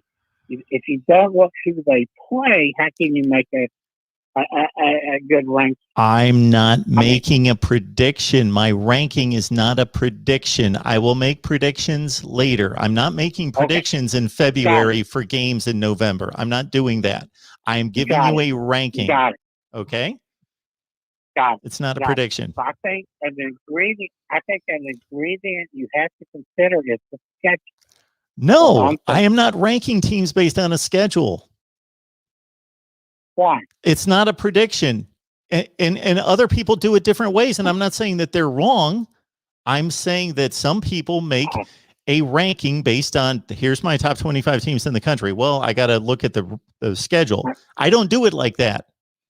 When I make my predictions, I'll look at the schedule because the schedule has a huge impact on games, obviously. And that's when I'll do it. That's all I'm saying. That's all, Mark, that's all I'm saying. And I didn't realize your formula. And that's my apology. I didn't realize your formula. Okay, you Dave. Just said schedules are big impact. You don't need to apologize. I only said that about 10 times, though, that I don't take the schedule into consideration. Okay. But not when you were making the rankings of your 100 teams. You didn't. But anyway, I didn't take schedules into consideration there either. Those are program rankings. That's what I'm saying. Maybe I missed that point. Okay, got it. But when you say George KLATT, where are you? And KLATT did, at least KLATT credit, he did pick in their schedule. That's the only point for my call. You know, is that rating Georgia one? I mean, at least KLATT took the schedule into consideration, but still ranked at number one, which is okay. Got it. You said okay. He's got it. And anyway, that's all. I was saying, Mark. I was looking at the schedules. I was looking at the Georgia schedule. Look at Georgia's track record, and putting them at number one. I guess it's a beauty show at this point. Anyway, it doesn't matter. The final thing is whoever wins next January, will be the champion. Everything else is just talk and nothing else. Everyone has opinions, and the song thing. And your show is great. You ask for input. You capitalize it as where is Mr. KLATT. So that's why I'm trying to bring the discussion to the comparison of what he said, and that was all. Well, I appreciate all of that, Dave. Absolutely, we all have opinion. Absolutely, and right. You do realize, Dave, that based on what you just stated, looking at track record, that it would be impossible then to predict anyone to be or place anyone at number one, whether it's a prediction or not, to place anyone number one except for Alabama and Clemson. They would be the only two teams, and I guess LSU, because they're the only two teams or three teams, possibly, depending on how you stand on LSU, that have won a national championship. Now, I somewhat disagree. If you were a track record, Nick Saban's won 6 titles in 12 years. Yeah, nobody's arguing about Alabama. No, nobody's. I take a 500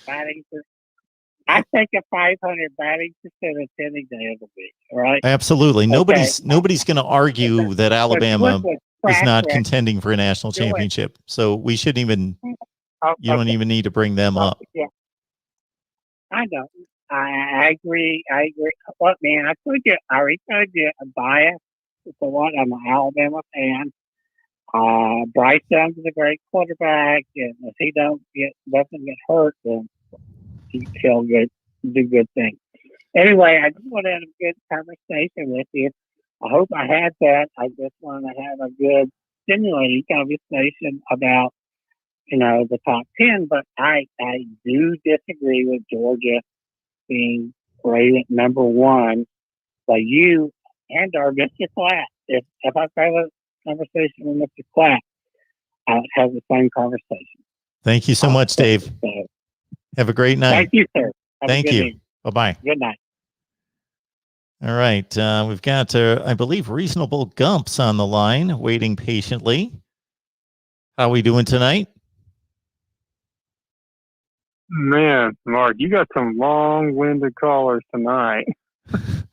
I know I do. And our call-in show has been rather dull for quite some time. I got to say that. I wouldn't have said that before because I don't like to state that, but things are a little bit more lively tonight. People are in mid-season form debating what team should. I could go on and on about that call, but the one thing that really struck me was that after defending Georgia as a selection for number one for what seemed like forever, I was then faced with him contemplating selecting Oklahoma number one based on their track record. But I had to defend Georgia being number one. Really? Okay. What you got, Reasonable Gum? Yeah. I mean, to just hit on a couple, I had some points I wanted to hit on you when I called, and then I had to listen to that. And so I kind of feel the obligation to speak up a little bit since you guys, your argument about Georgia seems to center around Alabama somehow. I do agree that I think he's right that Clemson has played Alabama better. I mean, Clemson ran us out of the building a few years ago. We beat them the year before, and they beat us. It's kind of been back and forth. I realize your point that Georgia has stood toe to toe with us, but so did Clemson in 15 and 16. And we ran Georgia out of the building this past year, and they don't really have a positive on their side of that argument. I didn't see so the while game I like do that. get your point, you kind of like look at Georgia as like, the vanilla version of Alabama, sort of, the ones that can kind of stand up to them. But I do think Clemson has played us better. But I disagree with basically everything else he said. Well, do you really believe that you ran them out of the building last year? When I'm watching a football game and it's 30. When I'm watching a football game and it's like 27-24 with like 7 minutes left, I don't care what the final score is. I don't consider the winner of that game having run the other team out of the building. So that's 2 points then, Mark. Because that reminds me of this is somewhere I've noted you and I just disagree. You don't count. For some reason, you don't seem to think the last half of the fourth quarter or however long when. What you call garbage time. You don't ever seem to take that kind of stuff into account very often, unless the game's on the wire. I disagree with that. I think our win over Texas in the Rose Bowl 10 years ago was a big win because the scoreboard says we blew them out and they couldn't stop us from scoring in those twice in those last 5 minutes.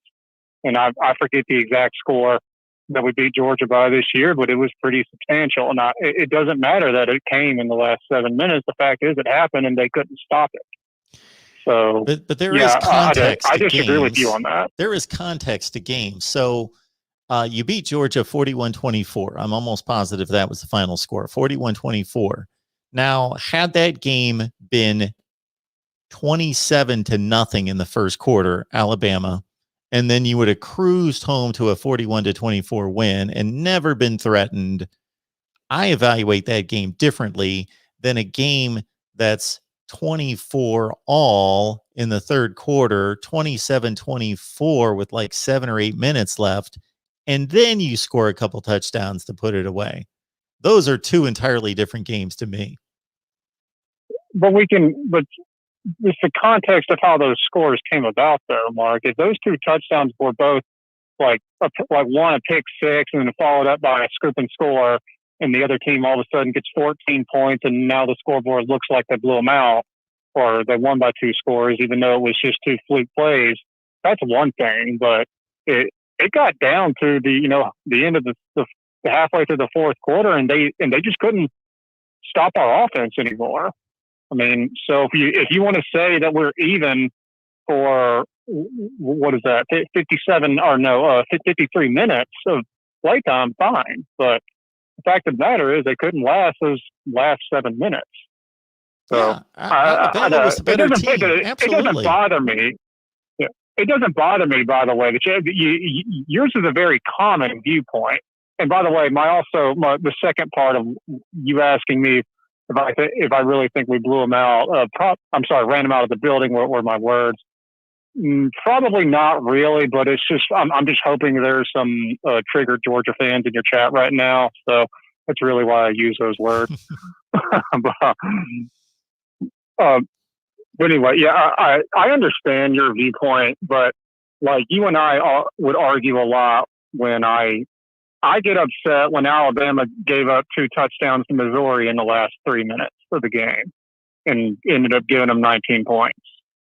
That really pisses me off because we shouldn't, we are supposed to be better than that. I don't care that it's garbage time and it's meaningless. We need to be able to stop them for 60 full minutes. Yeah. Well, that truly is garbage time too. And I'm not discounting your point that instead of with 7 minutes left and it being a 3-point game, that it continued to be a 3-point game and Georgia hung in until the last 30 seconds of the game. That didn't happen. Alabama did exactly what you said. They put their foot down for the last 7 minutes and won it decidedly. And that's to their credit. I'm not discounting that. I'm just saying that 41-24 games can come in different degrees of dominance. They can. And yeah, it's not like, like we beat, I don't know who, Arkansas or Kentucky by 60 points. It's not that level of running out of the building. I understand what you're saying, but like I said, the main reason I use those words is because I'm hoping some Georgia fans are listening. And I also understand. And I also understand that you weren't up by a field goal with 50 seconds left, and like you said, put up 2 touchdowns that were completely right at the end of the game in a just game that went right down to the wire. Yeah. So one thing I did want to talk to you about. So on the chance that you do get Mr. Joel KLATT on here, who also, by the way, sometimes gets called the voice of college football, believe it or not. I want you, and remember this, and tell him that this is a question from Reasonable Gump, okay? Ask him how that Nick Saban problem is coming along. Just ask him that. How is that Nick Saban problem coming along? I'm sure I've heard him reposed that or that make that statement, but fill me in. Yeah, well, you got it only takes 3 minutes of your time. I know your time is very valuable, but if you manage to find 3 minutes of your day after you get off here, just type in Nick Saban problem in YouTube. This is where this is like at the beginning of his career too, where he and Uncle Lou was talking to you about this guy earlier, Colin Cowherd, are sitting there back in 2015 after Alabama just lost to Ole Miss, and Nick Saban had made that, now kind of like looking back on it, really kind of ominous or Nostradamian warning about the fast-paced offense. Is this really what you guys want? What y'all want college football to be? And everyone thought he was whining and complaining because the fast-paced offense gave him fits, and it looked like Alabama's falling off because Nick Saban's a dinosaur and he runs his old-style old man football. And we just lost to Ole Miss, and then these two jokers are sitting there. Joel KLATT's on the couch. Colin Cowherd's at his big, giant desk that's 5 times the size it needs to be. And they said, you know what Alabama's problem is? It's not their defense and it's not their offense. They have a Nick Saban problem at Alabama. Wow. Those are his exact words. Yeah. And also later on in that video, he goes on to say, this is in 2015, remember? So you know what happens later down the road. Mm-hmm. He said that he gave Michigan State his number 1. Oh, wow. Oh, that karma that came back so hard after that. Now, but by the way, I'm having some fun here, but I actually do like Joel KLATT. I watch him, during the season. He has apologized many times for that comment. I'll give him that credit. I would just love someone just to bring that up again, just to ask him that, just to make him relive that.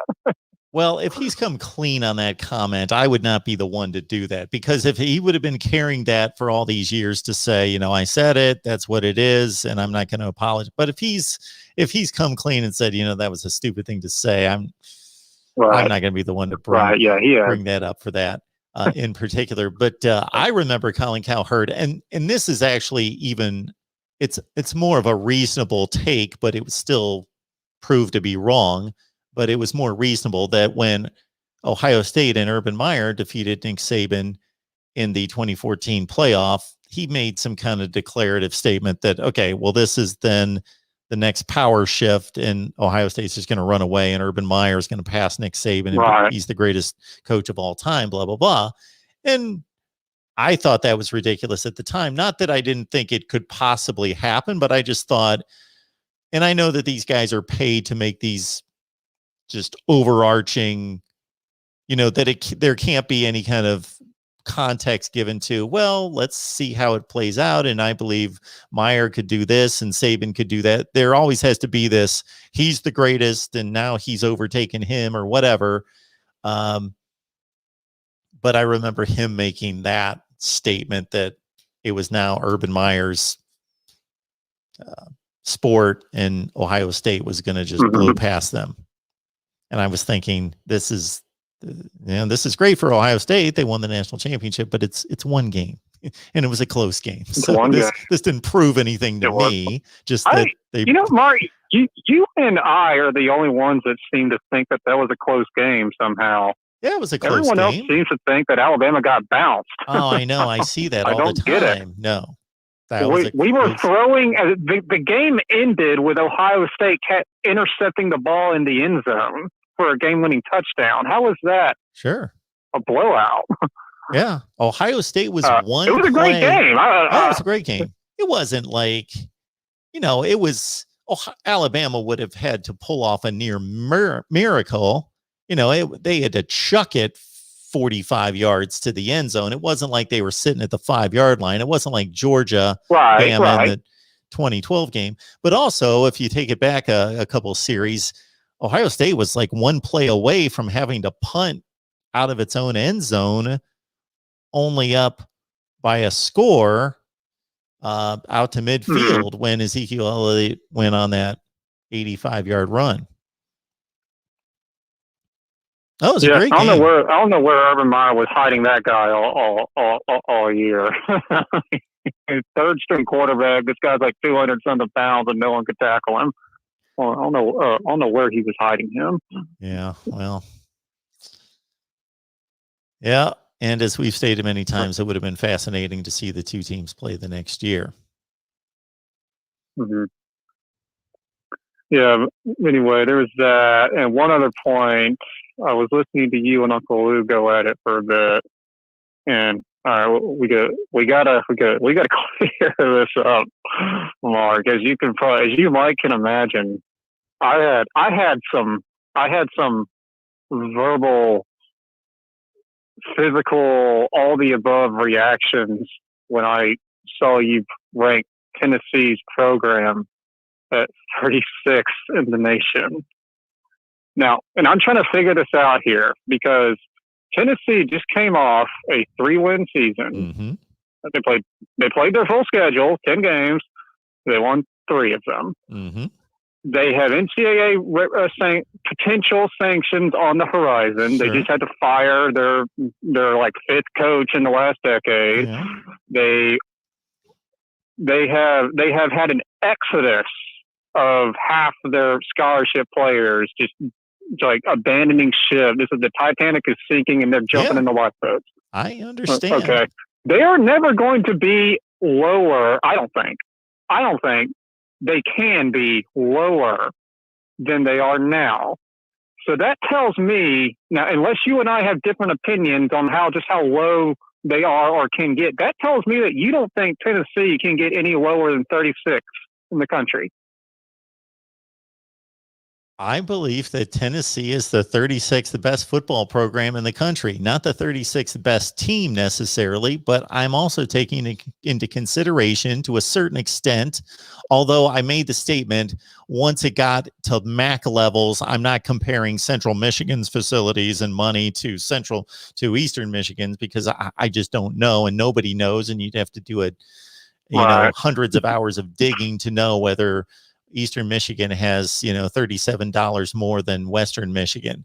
But when it comes to Tennessee level power, that I still think that there's a lot of weight in what they're able to do, and that Josh Heupel he'll have the opportunity to go out there and recruit well.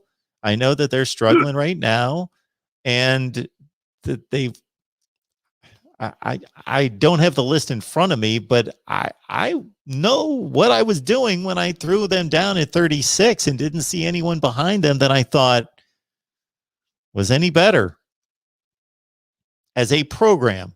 Basically, any program that has money, a rapid fan base, and facilities, and a name brand, it was hard for you to justify putting them much lower than the 30s.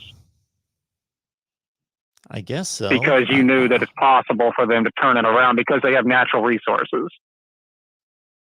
Yes, I'm going to believe. Is that your logic? Yes, I'm going to believe in Tennessee above NC State, Louisville, Pitt by roughly 5 spots, 8 spots. Yeah.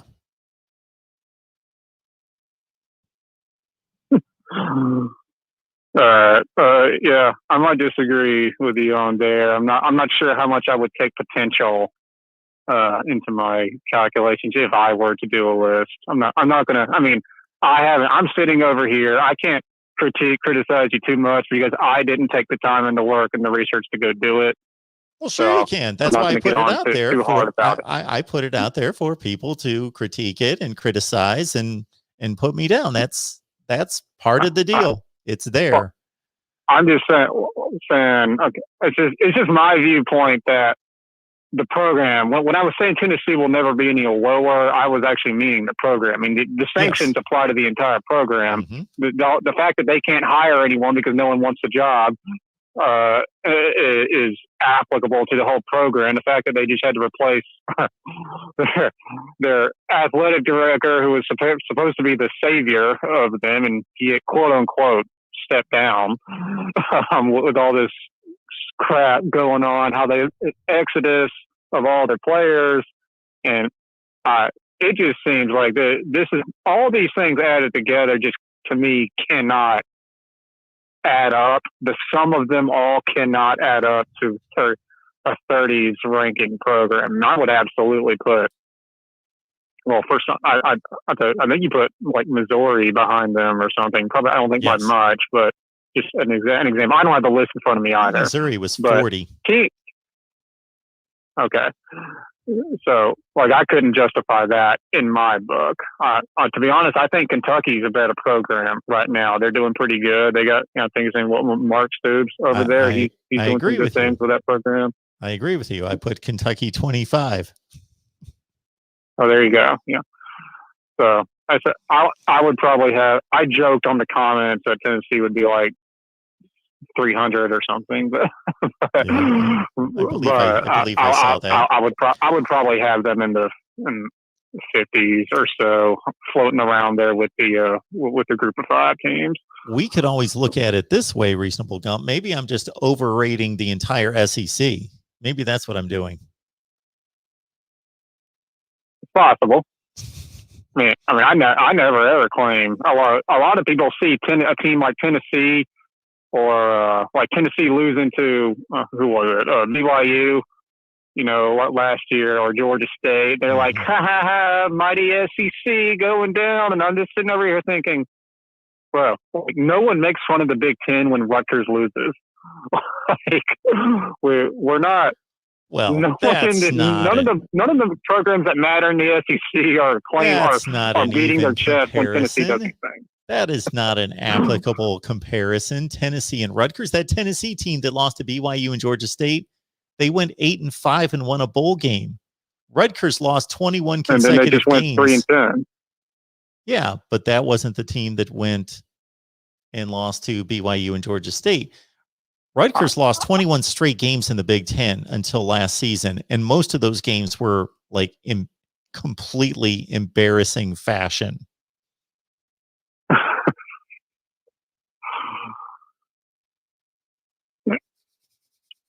But anyway, yeah. Maybe you are. I'm not. I don't know. I'm not sure if you were joking when you said you're overrating the SEC, but I just wanted overrating the SEC is definitely there are definitely have and have nots. There's a couple of middle ground programs like Auburn and Kentucky. Ole Miss right now, kind of like middle of the road. It looks like Arkansas could be making some noise here. They're not, but there's definitely some have-nots that we just kind of like, you remember before Drew Brees got to the Saints, how the fans would show up to the games wearing bags over their heads to signify that they're ashamed of their of who they're fans of. Well, the SEC is ashamed of Tennessee.